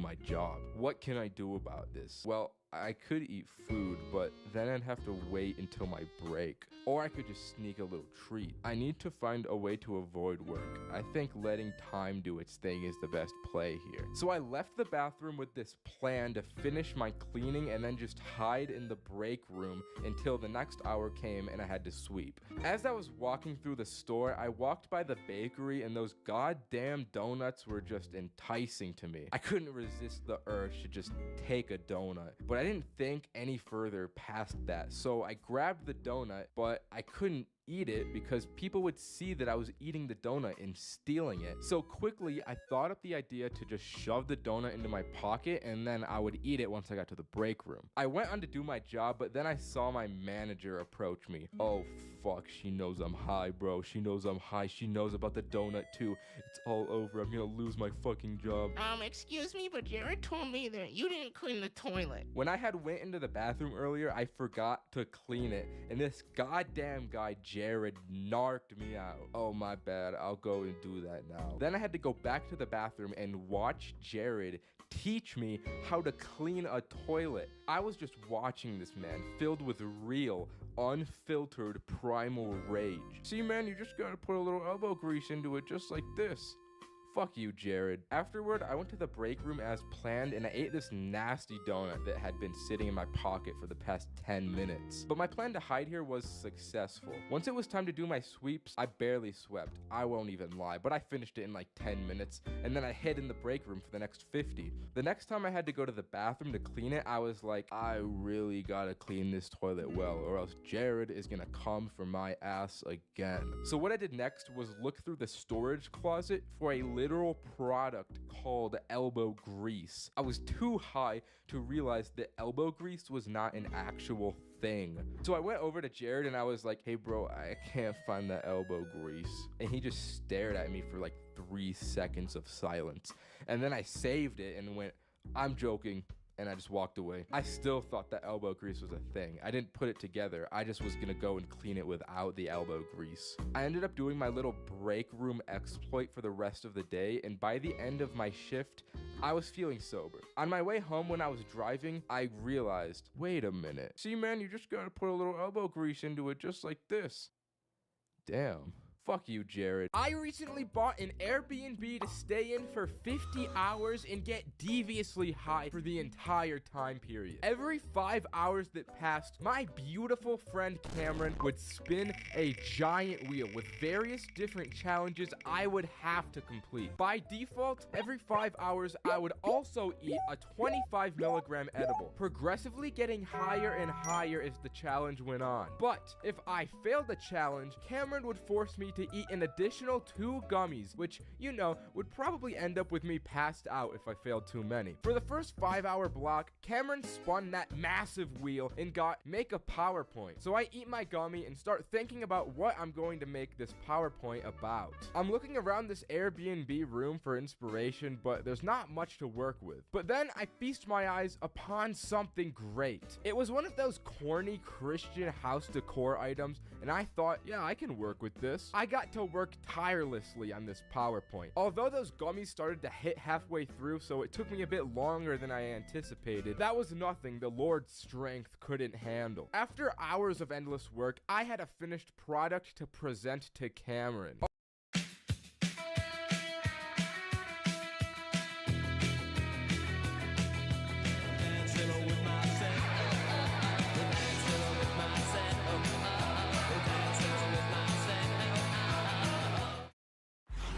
For the glory of sports, be ready with high protein from Vector.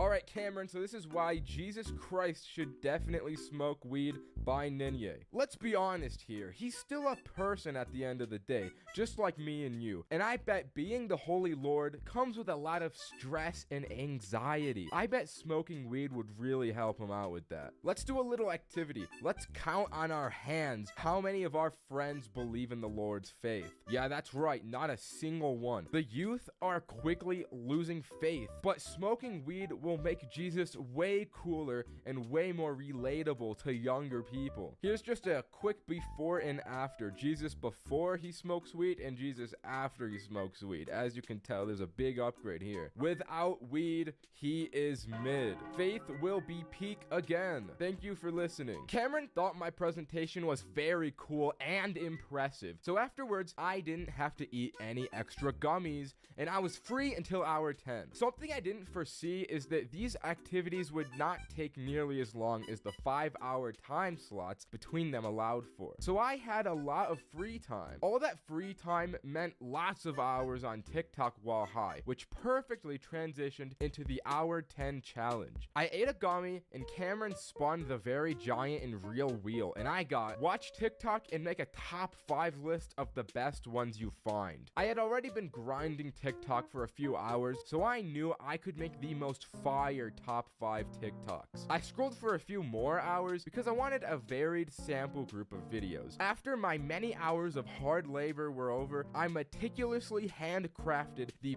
perfect videos from my likes. First, I started off with a beautiful penthouse view of Cameron's favorite city in Chongqing, China, followed by this Roblox depiction of a child abduction, which I felt Cameron could relate to very well. I did a bit of a 1-2 combo here because the next video of Hasbullah is also something I imagine Cameron can relate to pretty closely. The next one was a pretty cool rock formation in Ireland, but it didn't actually matter at all because it was all set up for the grand finale TikTok of this epically laughing dog. Not gonna lie, I think that last one was the slam dunk that sealed the deal here because I had Cameron dead and I passed with flying colors. Hour 15 came, Cameron spun the wheel, and this time I had to make and drink a smoothie with all the delicious ingredients Cameron had so graciously bought me and put into the refrigerator. I had hella munchies at this point, so I was looking forward to this easy little break challenge I had gotten myself into. I opened the refrigerator and the only 2 things he had bought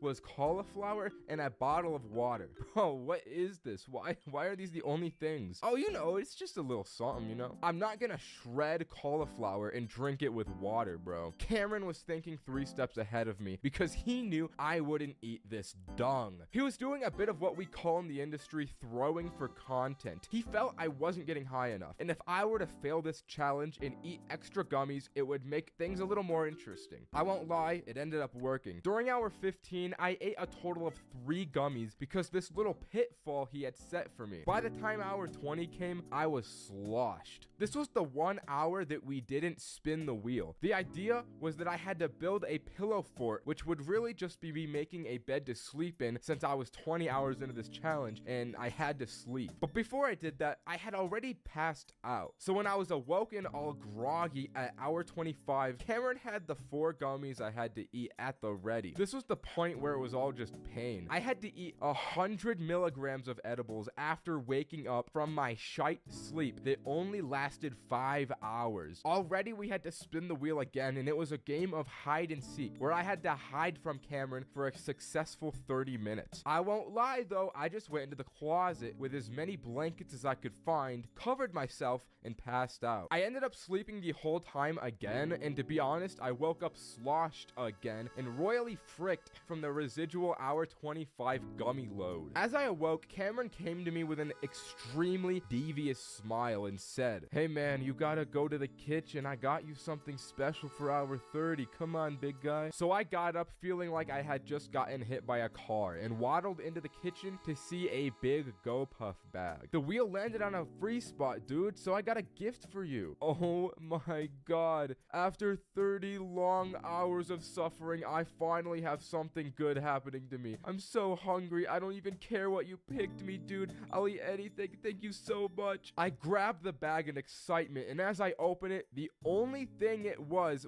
a super suction blue 12-inch dildo. Wow, thanks, bro. Thanks for buying me this. I actually ended up finding a lot of utility out of Cameron's epic item he got me because the suction on the bottom made for an awesome trick shot item. So I threw this thing around the house, bottle flipping it on just about every surface I could find until I accidentally stuck it to the ceiling and it was too high for me to retrieve. The suction on this thing was supreme. It was really stuck up there. Hour 25 was actually my favorite moment. I was tasked with making a song. I didn't have any kind of experience with music production, but Cameron did. He gave me his laptop with FL Studio to make an epic song, but he didn't actually help me at all. This song ended up taking me hours of tireless work since I had no idea how to use the application, but I seriously think I found my calling here. Once I figured out the basics, I was like Kanye West in the studio. The music was flowing through my fingertips, and I made one of the most fire songs I had ever heard. But enough talking about it, I'll just play the song for you guys.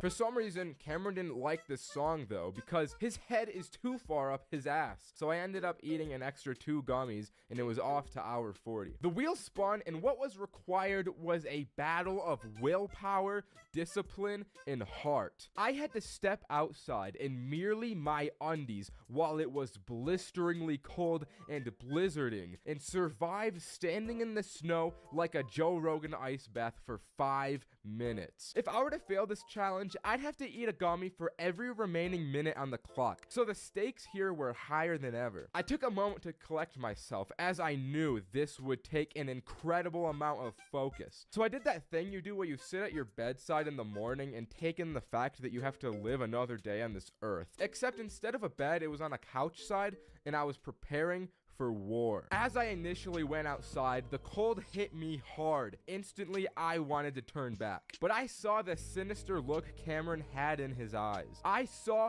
how badly he wanted to feed me all those gummies, and I was determined to prove him wrong. Against all odds, I step into the snow, and shock instantly spreads throughout my entire body. I'm shivering, my teeth are chattering, but more than anything, I was persevering. With every passing second, the cold became slowly more bearable, and I became slowly stronger. In the midst of this intense and cold winter, I found that there was within me an invincible summer. No matter how hard the world pushed me, there was something stronger, something better, pushing me right back. After the 5 minutes were up, I walked back into the warm indoors and felt an indescribable warmth return to my body. Unfortunately, this hour's triumph was also my last. After withstanding 40 hours high, 275 total milligrams of edibles in 5 minutes in the snow, it was just too much stress for my body. I passed out for good right at the home stretch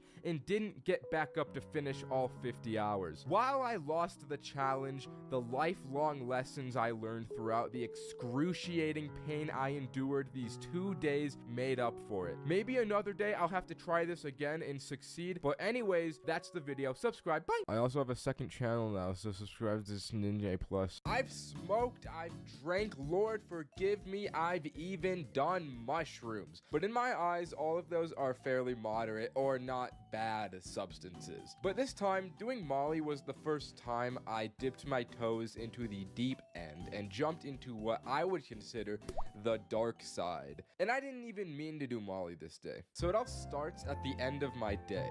I had just gotten done with a long day of work, and I was winding down, and, well, I'll just let this video speak for itself. Doesn't get any better than this, brother. Got my One Piece, my Vizzy hard seltzer, and my Lego Vespa. This is gonna be a good night. When suddenly I got a FaceTime from Adam. I picked it up and I see him with the legend Roderick. They were like, bro, you gotta come over. Roderick's in town. And I hadn't seen him all summer, so I was hype. Yeah, bro, I'll come over, but you gotta pick me up because I'm off the hard seltzer, my boy. So my goons come and get me and take me back to Adam's mansion house. I had to put the brakes on the Lego Vespa, but I had higher priorities to attend to. So we get to Adam's house, run down to the basement garage, and get into the weed Porsche. We had the weed as we entered the car, but what I didn't know was that Adam had a little something else in his current possession. fashion. He turns around and reveals 3 different pills for each of us. Boys, I have Molly if we want to try it tonight. Now, I got a bit of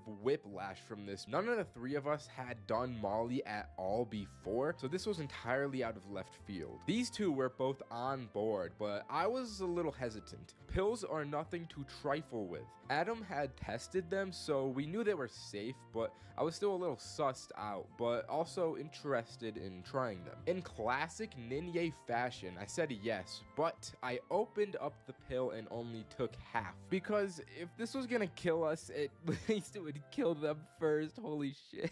So we popped these little guys and waited for our digestive systems to do its thing. We bumped the music and had a little chit chat. After about 15 minutes had passed, this Pop Smoke music was starting to sound a little better than usual. We were enchanted by the woo, and the 3 of us just get so much energy from this music. We step out of the Porsche and decide to experience this in the outdoors. So we go for a sunset walk around the neighborhood. As we walk around, Adam discovers that walking backwards is apparently really awesome. So the 3 of us are walking through the streets backwards, and I imagine it would be a strange cryptid thing to see as a bystander. I remember this moment was when it really started to hit these 2. Adam was staring at the sky like, bro, I'm breaking through, holy shit. It was like that video of the guy doing DMT on CSGO. As for me, I'm not really feeling all that much yet since I only took half the dosage. We get back to the place and I take the other half. For the next half an hour, these guys feel like kings, but I never reached that peak since I spread it out.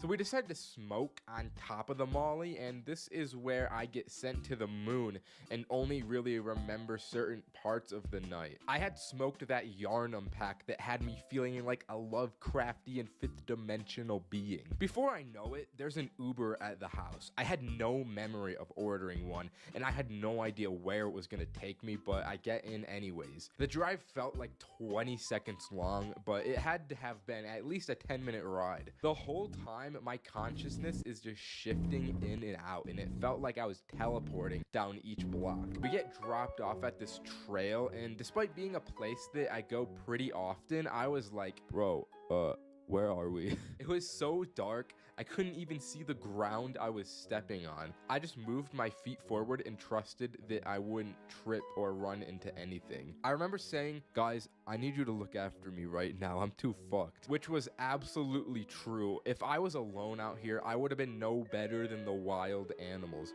I would have slept in the fields or something. It was so dark, my depth perception was all fricked up, and the trees looked like 2-dimensional images. I didn't even feel like I was walking. It was like I moved in place while the world spun under my feet. The trees were coming at me. I wasn't walking towards the trees, if you know what I mean. Before I know it, I'm in another Uber going home. We get back to Adam's place, and it was somehow 4 a.m., which is just an absolutely devilish time for me.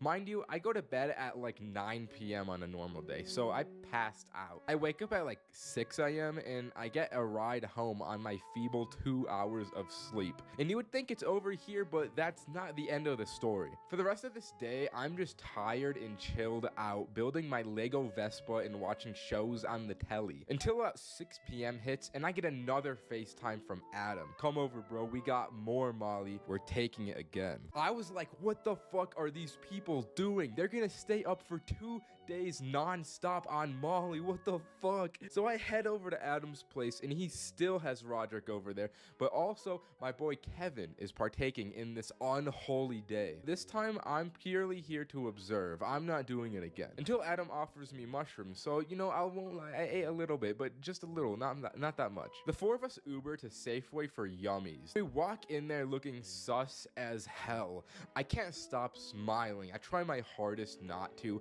but it's just something I couldn't do, man. I end up buying an entire box of donuts, and we Uber over to the park for a walk. We get dropped off by my boy Cameron's house, who lives by the destination, and he comes out just because he hears us outside. Just like that, my little party has grown to 5 people, and I'm handing out these donuts like I'm Mr. Beast philanthropy. From a storytelling perspective, this walk doesn't really have much to talk about. It was really just a fun and peaceful time. A late night walk out with the gang through the forest was just really nice. The entire walk, somehow, Cameron didn't catch on that the 4 of us were on drugs, which I think is really funny. Lord knows I'm not doing anything harder than Molly, especially not lean. Looking back on it, I don't think I'd do Molly again. It's just a little too intense for me. Mushrooms are where I draw the line. I'm sure a few people are gonna want to do Molly from this video, and if you really want to, I can't stop you. But if you're going to, you gotta test it like Adam did. Pills are not something you want to take risks with. Alright, my 85.4% men, 12.4% females, and especially you 2.2% unspecified. Thank you for 10,000 subscribers. That shit is epic as hell. Bye!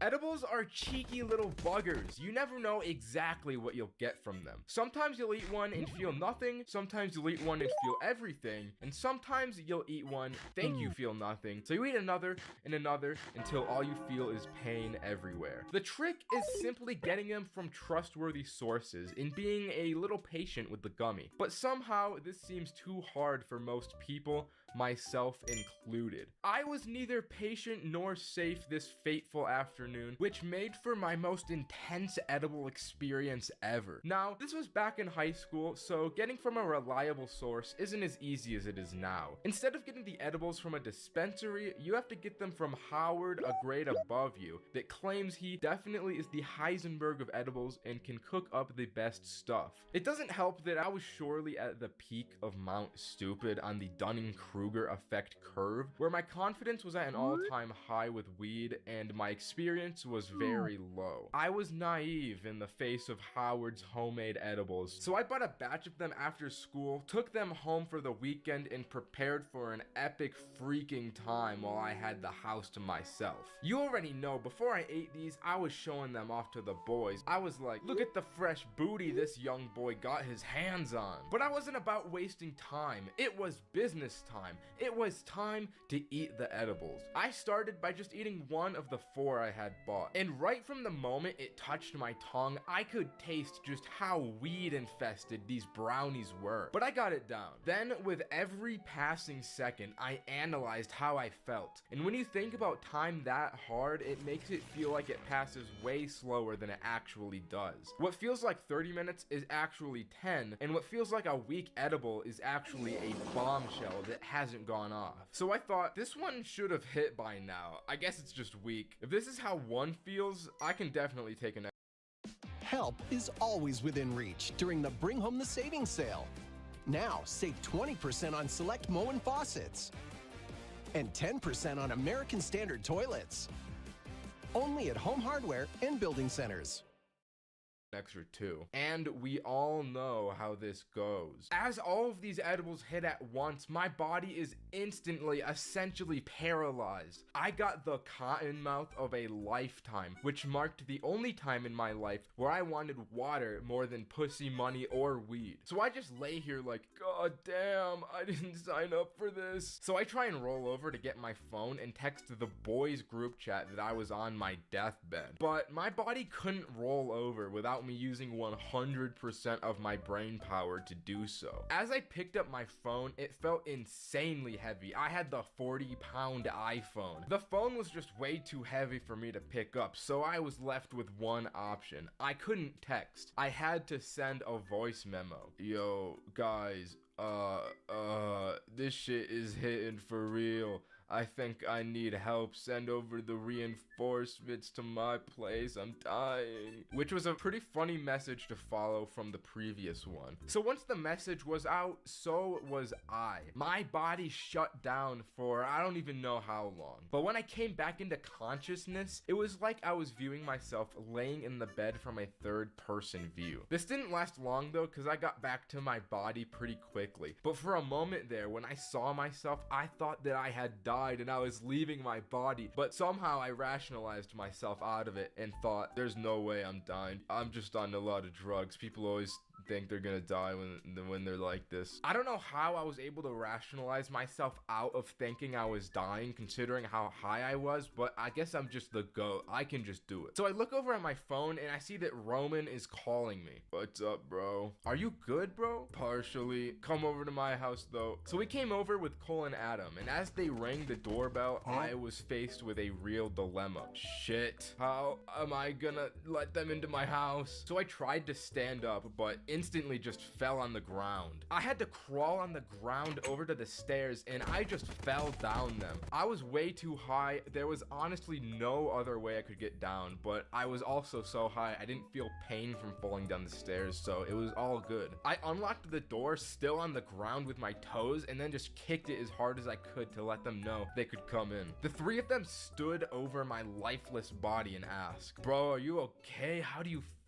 So I reached into my pocket and I pulled out the last brownie. "Boys, eat this. You'll know a fraction of what I've been through if you eat this, but I need water first." So I get my water, and surprisingly the three of them just split the brownie and ate it like that. I guess high school boys are just that desperate they go feral at the sight of any free weed. I wanted to be transported to the couch, so I got picked up from my limbs and brought over to the most comfy couch I've ever felt. We turned on the TV and the first channel that was on was Paw Patrol. It was incomprehensible to me. Then I got some of the most devilish munchies in my life. So I postmated Chipotle. But at this time, the three of these boys were also starting to feel the munchies. Despite eating that small portion of the brownies, it was hitting them enough. So Adam was like, "Bro, I'm so hungry." And my high ass replied, "Oh, me too, don't worry, I'm gonna get Postmates." And I ordered another Chipotle burrito for me and Adam, forgetting that I had ordered the Postmates prior. I guess the group of these three guys picked up on this, so they started to get me to order as much Postmates as they could. Once the burritos started coming in, I'm freaking out because I don't understand where all of these orders are coming from. I thought I had discovered a real-life infinite food glitch because 4 different orders and 7 different burritos were delivered to my house. But alas, it was just my friends sucking me dry of every cent I have. So we got all of our burritos, brought them in a big pile, we held our hands around the burritos,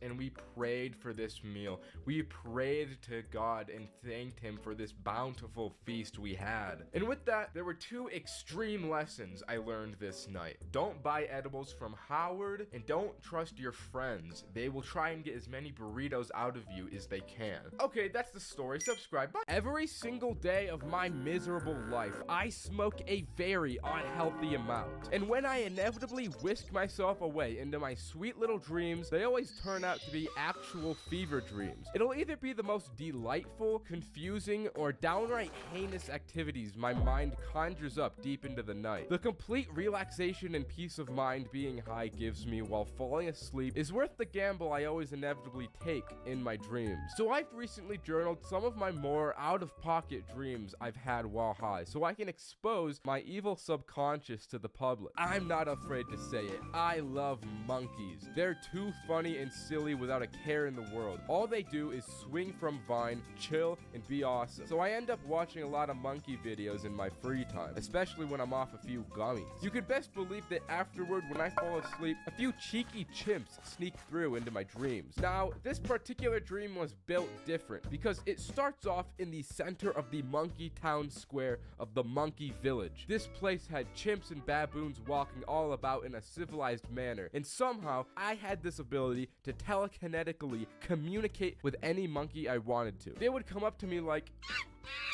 And I'd look into their soft eyes and respond, yeah man, I totally get you, that's too true. So I'm doing my monkey business, shopping in the local banana store, when the great sage monkey and mayor of Monkey Society approaches me. Nah man, you got it all wrong. I'm a monkey just like you. I was just in an accident. So I started climbing this massive tree for the coconut, but it was too hard for my human body. So I eventually fell and landed into mud, where ants instantly ate my body alive. I felt every horrific bite as they tore the flesh straight off the muscle and bone and tendons. Unlike the real world, I wasn't devoured though. I was simply just decreased in size. As a tiny person, the great monk mayor officer supreme presidential monkey came to my side and said to me, I had never felt such disappointment in a chimp's eyes. Then I was quickly thrown into a Wix gives you the freedom to tell your story with a professional website that reflects who you are and what you have to offer. Customize every element of your website to meet your needs and achieve your goals. Create a unique visual experience that enhances your product and amplifies your message. Expand your website with content that pushes your business forward. Share content that matters to your audience. And present it the way you envision it, from the biggest ideas to the smallest details. Your website, your voice, your platform.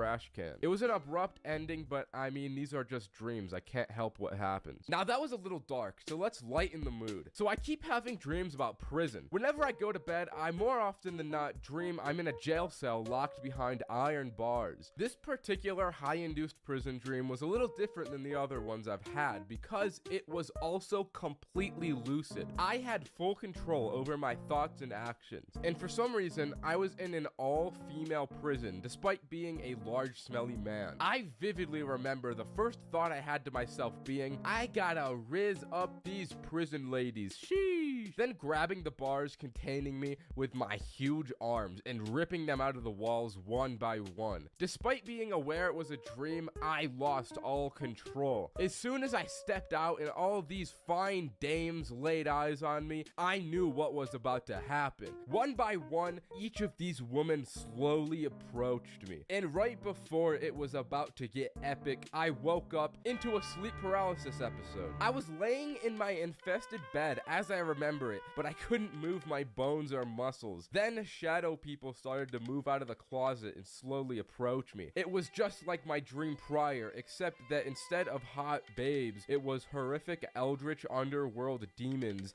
that probably wanted to kill me. They stood over my lifeless husk of a body, and as I looked them in the eyes, they just looked back. I was so scared I would have shit myself if I had bodily autonomy and wasn't paralyzed. Once I got my bodily control back though, the demons disappeared and I made a sound that sounded something like this. I just wish I got to stay in the prior dream just a little longer, man. There was another day where I was watching the Industry Baby music video non-stop just because I thought it was cool and the song is amazing. As I went to sleep, I had a really cool dream that involved a new strain of herpes that widely spread throughout the United States. It was very infectious and extremely life-threatening. So much so that it got to my entire family and I watched everyone I know and love slowly die in front of my eyes. I was not immune either because the strain eventually got to me and I had to see all my awesome and vascular muscles slowly drain away until I was but skin and bone disintegrating into nothingness. All that was left was to be welcomed into the afterlife's cold embrace. It was was probably the coolest dream I've ever had. But throughout all these high dreams, my real high dream is to one day eventually smoke weed with Pokemon.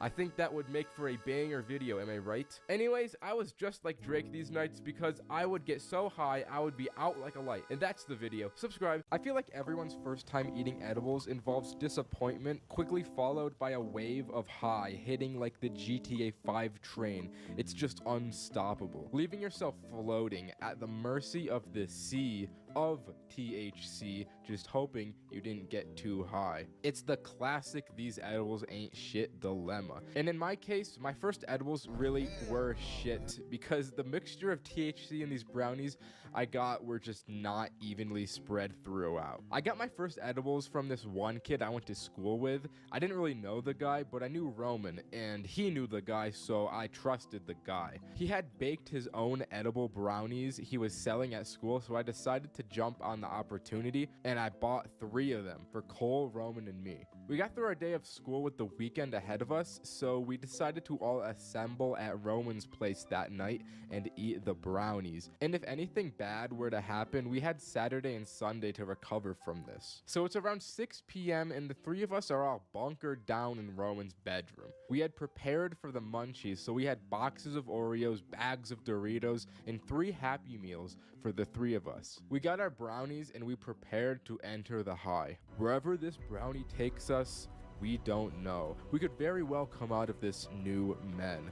Let us surrender to the high in complete acceptance. There's no fighting what's to come. So after the epic speech, we eat our brownies and we start playing Minecraft. We make a new world with the hopes that we'll make some weird stuff we can look back on when we're sober, but I won't lie, we don't end up playing the game for very long. Just about every 4 or 5 minutes, we're all like, feel anything yet?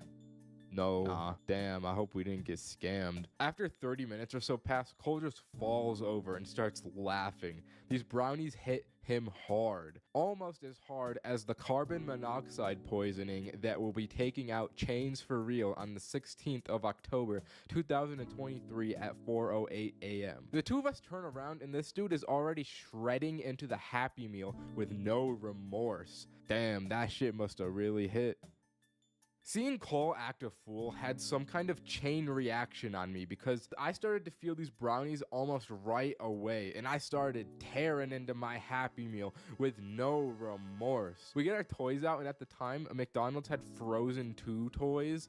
So I got this man that looks like he's made out of literal shit, and Cole got the same guy. These toys were also projectiles, so we're just shooting each other with the shit man and losing it. This whole time, Roman is just sitting here sober as a doorknob. I mentioned how the THC wasn't spread evenly throughout the brownies. What ended up happening with that was Roman didn't get high at all, while Cole and I got a super concentrated part of the batch. So we're having a good time while Roman just has to assume the parental figure position for the night. It's unfortunate, but Roman never experiences fortune, so it is what it is. The 2 of us completely ignore Minecraft to destroy every crumb of food we have. I start getting thirsty, so I leave the room and I start walking to the kitchen. I see Roman's mom coming in my direction, so I quickly just make a turn to go into the bathroom to avoid her. When I walk into the bathroom, it feels so still. It's a little cold and there's not a sound. I stare at myself in the mirror for like 10 minutes without breaking eye contact,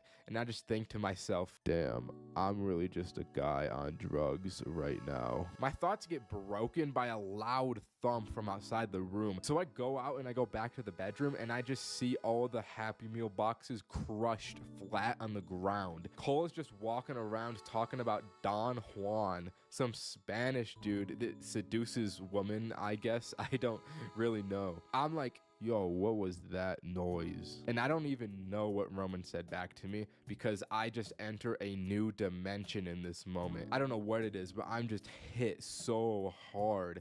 I tune out the entire external world and get taken somewhere entirely different. I lay on the bed and just focus all my attention on the sound of the Minecraft soundtrack that's still playing on the game we abandoned. Me and the bed just become one being, and I'm like this this for the rest of the night. I don't even notice it, but Cole and Roman leave the room, and apparently they went off on a walk and got chased by a dog or something. I'm not. Frosted Flakes good? They're great. Great. They're still great, Grandpa. See? Told ya. They're great. Not all too sure because I was gone and out for the rest of the night, but that's just what they told me. The next morning, I woke up feeling super tired, but it was also kind of a nice tired. I just felt chill. Roman was fine, but Cole's pants had an entire bottom half of the leg ripped off. I was in such a chill mindset, I didn't even bother to ask, but it seemed like those two really went through some shit. Once the night was over and I had successfully done my first edible, I look back on it glad that Roman didn't get to experience it at all, because fuck him.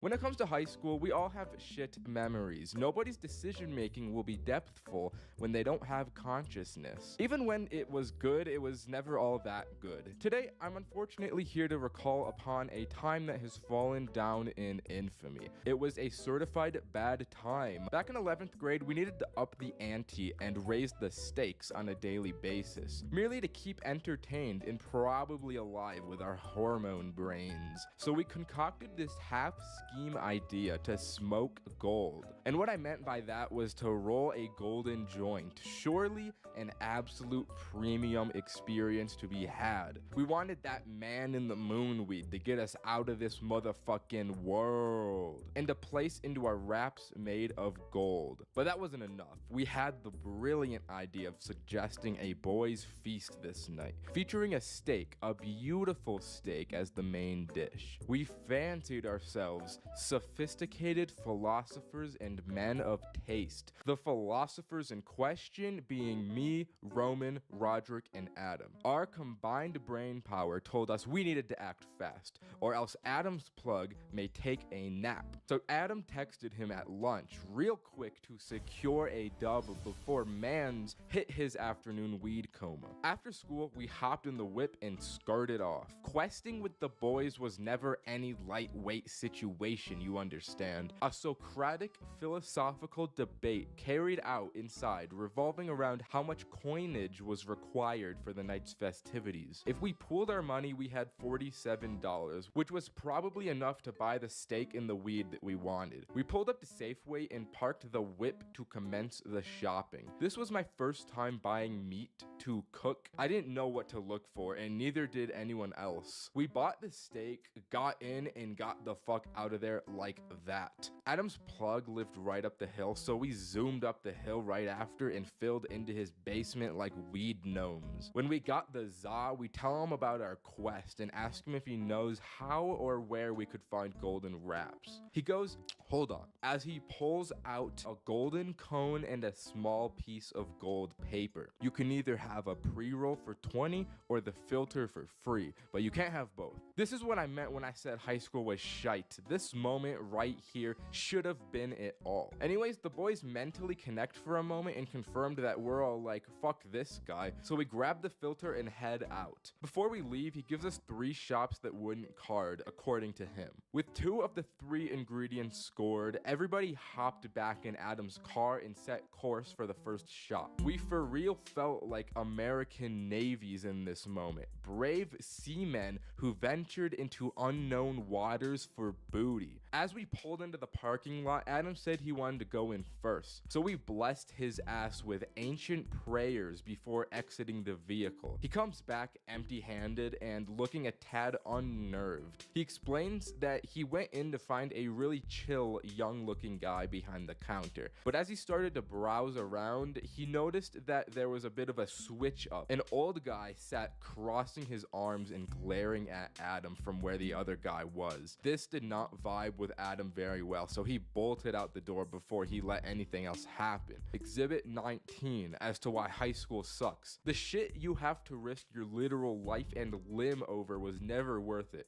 Looking back, this was not worth the amount of trouble we could have gotten into. From here on out, we decided to call the places to ask if they had any specialty wraps, but the second and third shops that the plug had given us were a no-go. So we decided to Google 24 karat gold weed wrapping paper for sale near me. This turned up some interesting results, and after some more Googling, we narrowed it down to one shop that might have had it. At this point, we're impatient and morally sabotaged after escaping a nearly fatal encounter with the last. As we're pulling into this decrepit looking empty strip mall, we consult the lexicon and find a ritual of protection for our boy Roderick. We gotta buff him with Dark Moon Blade before sending our man out into the fray of Dark Root Garden, bro. This motherfucker Roman starts chanting inaudibly. We wrap up our blessings and Roderick steps out ready to face our collective demons. Adults in authority positions in possession of shit that we want. We wait 5 minutes, then like 8, and then about 10 minutes go by and there's still no sign of him. Finally, he comes out and it looks good. He's got that little grin we all knew meant good things. Roderick went sexy beast mode and not only found the wraps, but convinced this guy that he was 21 enough to buy them. So we had the wraps, we had the za, we had the steak, and we had our magical precious filter. All that was needed now was to assemble the stones like Thanos and rip fat tokes of this golden excellence. Adam's parents still hadn't gotten home yet, so we zoomed over there to prepare the feast. Adam cracks out the pan while Roman and Roderick take over the cooking preparations. Everyone crowds around the cooking skillet watching the steak come up as Adam tries to roll the joint. The problem was that we had not expected the golden wrapping paper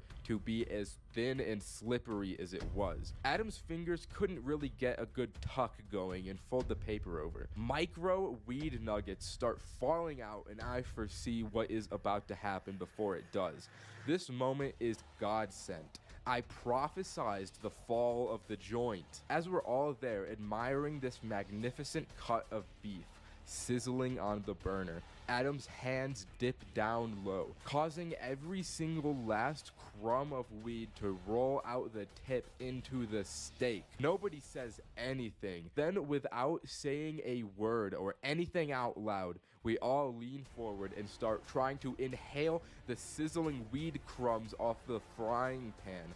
But of course, it doesn't work, so we all cry and piss ourselves for the rest of the night. And that's why high school is ass. Smoking alone can lead to so many different experiences. Unlike smoking with others, where the dynamic of the group's collective synergy determines the vibe, that vibe is up to you and whatever's going on up in that thick head of yours. In my case, my brain wants to do 5 different things all at once, and I end up led down strange rabbit holes. Just look at this clip I found once. It's extremely creepy to think about the fact that Mario may be facing a purgatory where he has to face the loss of everyone he failed to protect. Anyways, during my last late night solo session, I decided to track everything I did in my notes app. So here's what I wrote about the journey. Once I began my high, I realized, yo, I bought this projector the other day just for an occasion like this. So I turned it on and sat in my big chair. I did what I do every time and I played Snowfall by One Heart on my Alexa.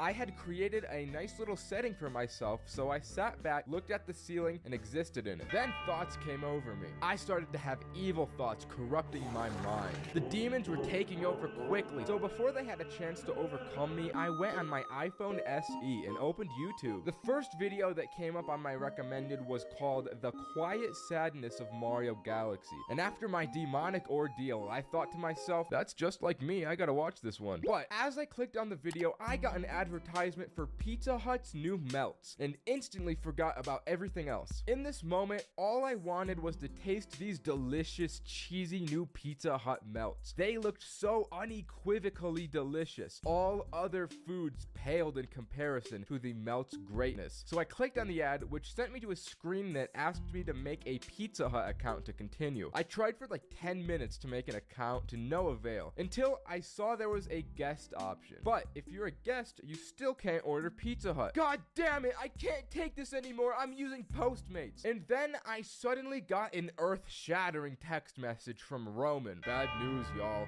My parents are getting a divorce and my dad's in jail. Oh no. Do not fret, little did I know this message was a bit of a troll. If I had just looked at the message above it that read, Roman, save my divorce voice recordings, I could have pieced it together, but I didn't. The big dog Cole was running a meme sending Roman voice recordings pretending to be his father, saying he was getting a divorce. But again, I didn't realize this. How did this happen? I need to call him. Bro, explain this to me. Yeah, my parents are getting a divorce. My dad's in jail. Really? Yep, he's in jail, rotting and divorced. Well, he didn't seem too bothered by that. Oh god, I'm so hungry. I need that Postmates. I had finally ordered the elusive melts, and while waiting for them, I decided to go back and watch that Mario video. I got probably 1 minute exactly into my viewing until my eyes cheekily shifted down to the first recommended video, being one of those house building process videos. This joint would hit right now, sheesh. As you can imagine, it didn't take long for my brain to start thinking something else. I bet I could build a house. Why don't I just build one right now? I'll play Minecraft and show this guy he could only dream to build a house as good as me. I turned on the PS4 to see the game disc wasn't in, and I'd have to get up from my chair to solve this problem. So I just sat there and did nothing. This allowed my demons, corruption, and evil sludge to coat my mind once again with its wickedness until... Pizza time! Pizza time! Forgetting the existentialism, I instantly ran to the door to acquire the payload. It seems it was just a little too fast though, because as soon as I opened the door... Thanks. It was finally time. The moment we'd all been waiting for. All the blood, sweat, and tears were about to finally pay off in this massive climax of an event. This looks so good. Holy. I took the first bite of the most heavenly food on the face of the planet. It was exactly what the commercial had promised. This melt was quite literally busting in my mouth with every delicate and cheesy bite I took. I devoured the entire thing in roughly 1 minute on my beast mode savagery, and then threw myself back into the big chair. I was finally determined this time to finish the Mario video. I wasn't about to let anything stop me. So as I unlocked my phone, I saw it was still on that house making video, and I remembered Minecraft was waiting for me. But this time, I was changed. After devouring such a great melt, I was feeling formidable and brave enough to get up and put Minecraft into the PS4. I perfectly executed the operation, loaded up a new world, and after 20-something minutes, I made myself the most generic wooden plank house imaginable. Feeling pretty good about this, I opened my phone again, disliked the house building video in an act of ownage and deviosity. Then I got back to my Mario video. Realizing how awesome I was, I felt I couldn't fully relate to the themes of this video as well as 30 minutes ago me would have. But regardless, I watched the whole thing and only paid attention to the visuals and the music since it was all very cute. It was just so nice seeing all of these bright colors and peering into the endless depths of space while listening to the music that by the end of it, I was feeling a tad sleepy. I stumbled my way back to my bed and lay down. As I was falling asleep, I felt as though I myself was drifting through space just like the Mario man himself. It was truly serene. Okay, that's the video. Subscribe. Smoking the grass is unironically my career at this point. So you'd think I could hold my own against a little something something, right? But this New Year's, I had a man of very high stature and business class offer me some za from his world, and it was like nothing I had ever done up until that very moment. But like I said, it was New Year's. The whole gang was downtown following Roderick around like little baby ducks because he supposedly had a surprise for all of us. So once we all get to the square where the ball drop was going to happen, he leads us all into an office building and up this elevator. Are we even supposed to be here, dude? I don't care. I literally was not asking you. Bro, get me out, sus, get me out. Gentlemen, trust me, we're good. Now collect yourselves and become presentable. We get to the top floor and step into this massive office building overlooking downtown. To my side, there's a table covered with tons of different drinks. Yo, what is this place? It's my parents' office, lads. And then out of the corner of my eye, I see him. It's big man Roderick's very own father. But he explains to the group that throughout the night, all of his lawyer and business friends would be coming through, and that we were all welcome to as many drinks as we wanted. So the boys go feral. Let's go! Hey, give me that. Thank you. You want my vape, bro? All right. Oh God, I miss her. I miss her, bro. You know, sharing always makes me feel better. Do not fret. Cameron was the sober man that would be taking us all home this night. We were all being very responsible. So we all start opening the office windows and yell nonsense at random pedestrians. Before we know it, the place starts to fill with lawyers. The group breaks up, and in the presence of all of these high-value individuals, I taught some guy's wife how to floss. 10 p.m. was closely approaching, which meant that the first ball drop was about to happen before the real one at midnight. We all link up, look out the window, and despite this not even being the real New Year's celebration, the streets are filled with swarms of people. As we all marvel at this horde, we see a familiar face standing outside. It was our boy Tony. We need to go out there. So we all run down the stairwell and out the back exit, but as we left the door, we ran past one of the big dog lawyers that I had recognized seeing upstairs, and he was smoking something. So I made a mental note before joining the crowd. We gave Tony monumental greetings until ball drop time was about to happen. We all run to the center of the crowd, bust down excellent style for a few minutes until returning back to the lawyer office, stench and sweat covered from all of that bussing. Back up the elevator, I lead the squad into a small conference room and explain to them, boys, I think there's weed on the premises. I want to get my hands on it before the real New Year's event happens. So we start scouting around the office looking for the guy I had seen earlier. We ended up finding him still at the same spot prior, and as we walked out, the legend offered us some. So we all, minus Cameron, smoked with this lawyer, and before it really hit us, it was quite chill. So once we had our fun, it was back up to the office to devour the sandwich rolls and prepare for battle at midnight. Roman and Roderick start devouring every last crumb like savage berserkers, but I'm feeling a little differently. Yo, guys, that lawyer stuff is really hitting diff right now. How do you feel? I'm gonna go to that conference room again. So I'm sitting in the conference room alone. On the floor, I find a bunch of strings and start assorting them from longest to shortest. These two women walk into the room like, what are you doing? I'm playing with strings to stay alive. And that's all I remember out of that interaction. There was this dude that also came in as well, and he talked to me for like 5 minutes, but I have no memory of a word he said. Eventually, Cameron and Adam came into the room. Bro, we lost Roman and Roderick. Lamau. Do you need to go home, dude? Yeah. Alright, bro, we'll try and call them. And about 18 phone calls were made to Roman's phone, and not one was answered. Cameron and Adam decided they'd face the New Year's storm out in the streets to look for the two, while I stayed up in the office, so they moved out. It didn't take long for me to get bored of sitting in this conference room, so I get up and leave to look out the window and watch the ball drop from there. As I'm staring out this window, I eventually do see Roman and Roderick out there going crazy in the square. I watch them for a few minutes until Roderick walks away to get drinks from a bar or something. So Roman's out there all alone. Then there's this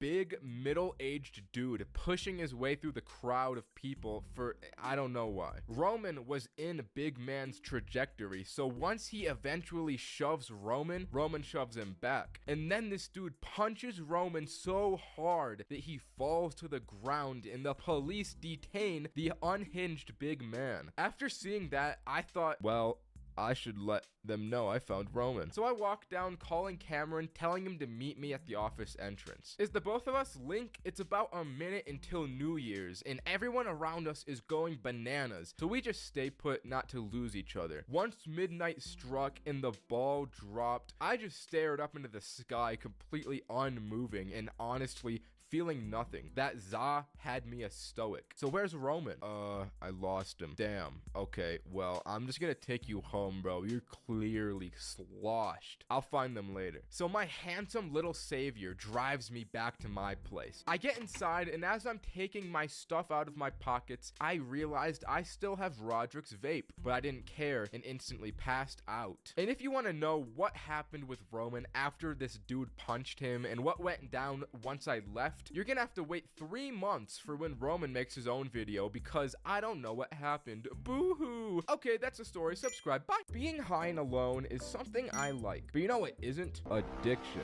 And if you're watching this video, there's a 99% probability that we share the same addiction, and that's short form content. I go on these jaunts just about every non-consciously waking moment of my life. So this particular night of me being high and alone served to free me of this terrible addiction, because every time I opened short form content throughout the night, I made myself eat an extra edible in an act of hopefully stopping my addiction. But it only kinda worked. Here's what happened. Right off rip, after eating this gummy, I cleaned my entire house. I was an unstoppable force of cleanliness off these gummies. But afterward, I quickly went back to my addiction. Not YouTube Shorts, I mean gambling. This is gonna be huge. I'm gonna open a freaking case, dude. Holy crap.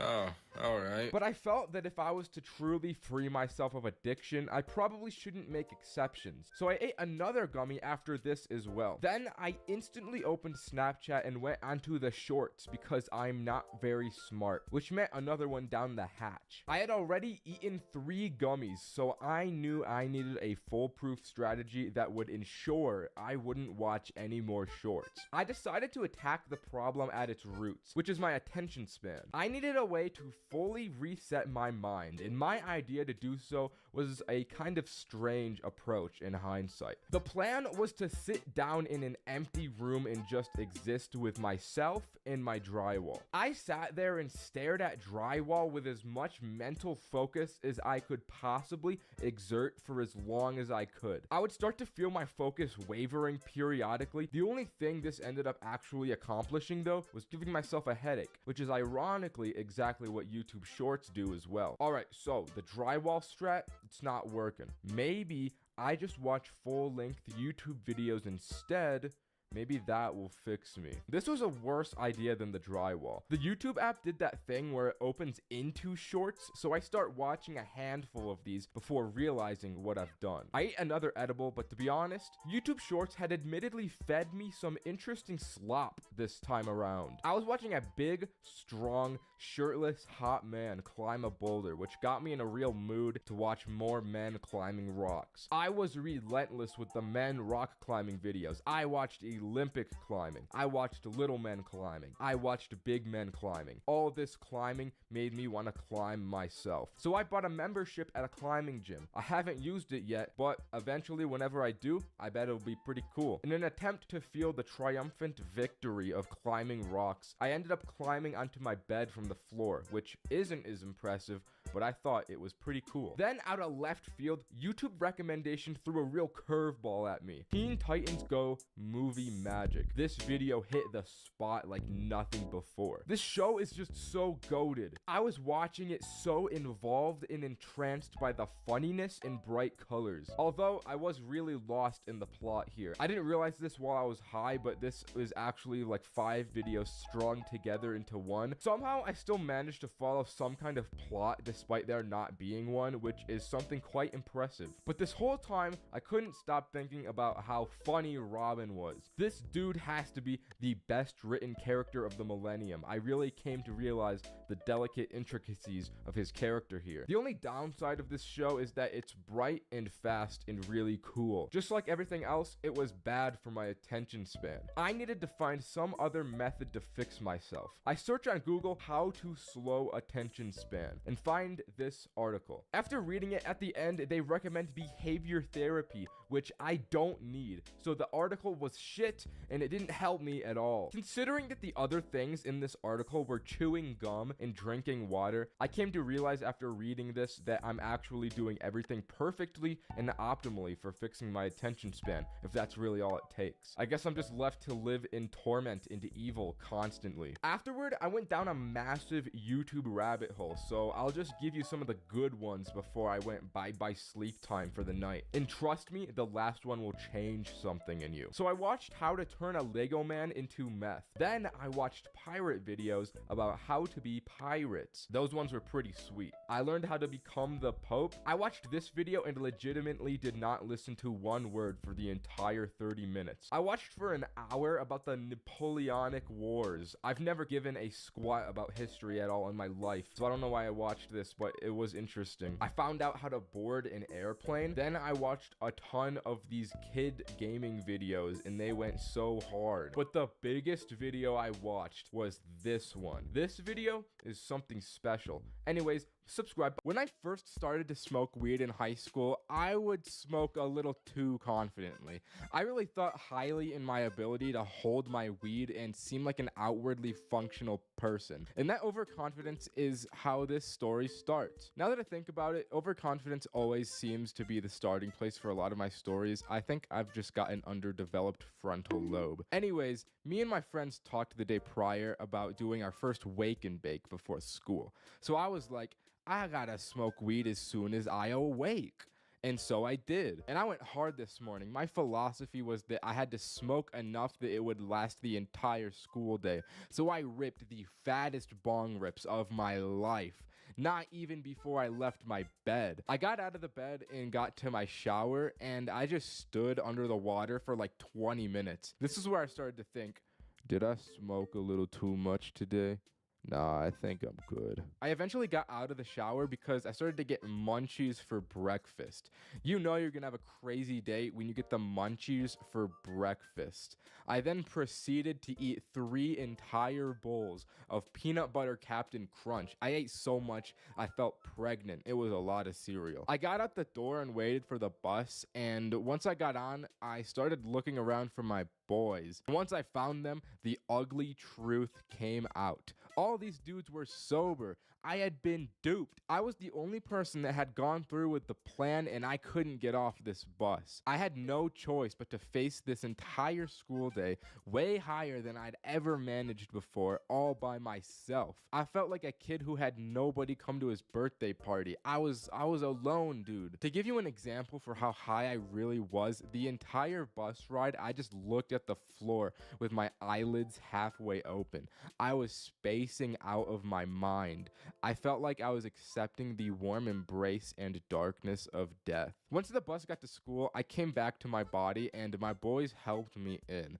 We sat in the hallway, and before the school day started, these guys were having a whole Socratic seminar around my lifeless body. How the fuck are we supposed to deal with this problem? I mean, we could make him throw up so he's a little more sober. I don't want to throw up. I don't want to lose my cereal. I ate a lot of it this morning. I got next period with him, so I could just help him out in class there. All right, that sounds good. We'll just try and ride this out the whole day. And then the bell rang, and I'm practically dragged to my first period. We were in a science class, and luckily for me, we were having one of those days where we just watch National Geographic, and that was about all we did. I sat in the back of the class with my friend, which was being my caregiver for the class, and we had to do these worksheets as we watched through the video, but I ignored them altogether. I even remember the exact video we watched this day. It was a documentary about gorillas called Go Ape. And I couldn't contain myself watching this shit, man.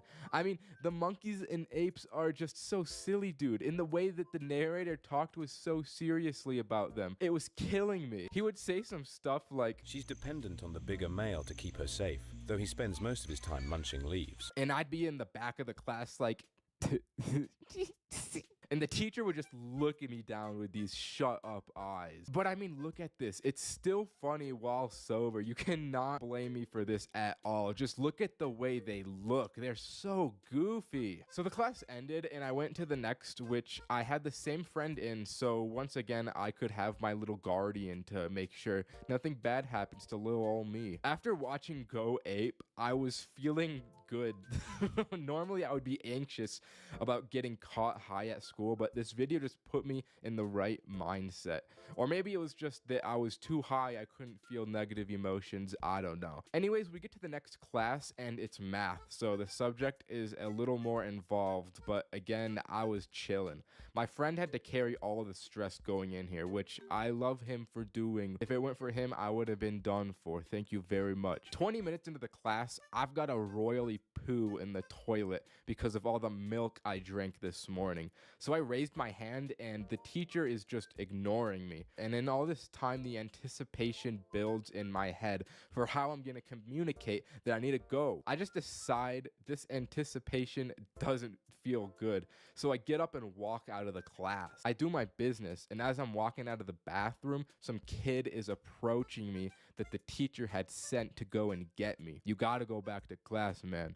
All right. I get back to the class and the teacher's like, What do you think you're doing leaving my classroom? and I pull out the classic I threwed up card and I get sent to the nurse. So I gotta leave the class again, but I'm not gonna lie, I don't go to the nurse. I just go back to the bathroom and sit on the toilet until lunch. Now, this whole time I'm on the toilet, I'm thinking of a way that I can get out of school before lunch is over. I didn't feel sick at all and I wasn't about to make myself throw up.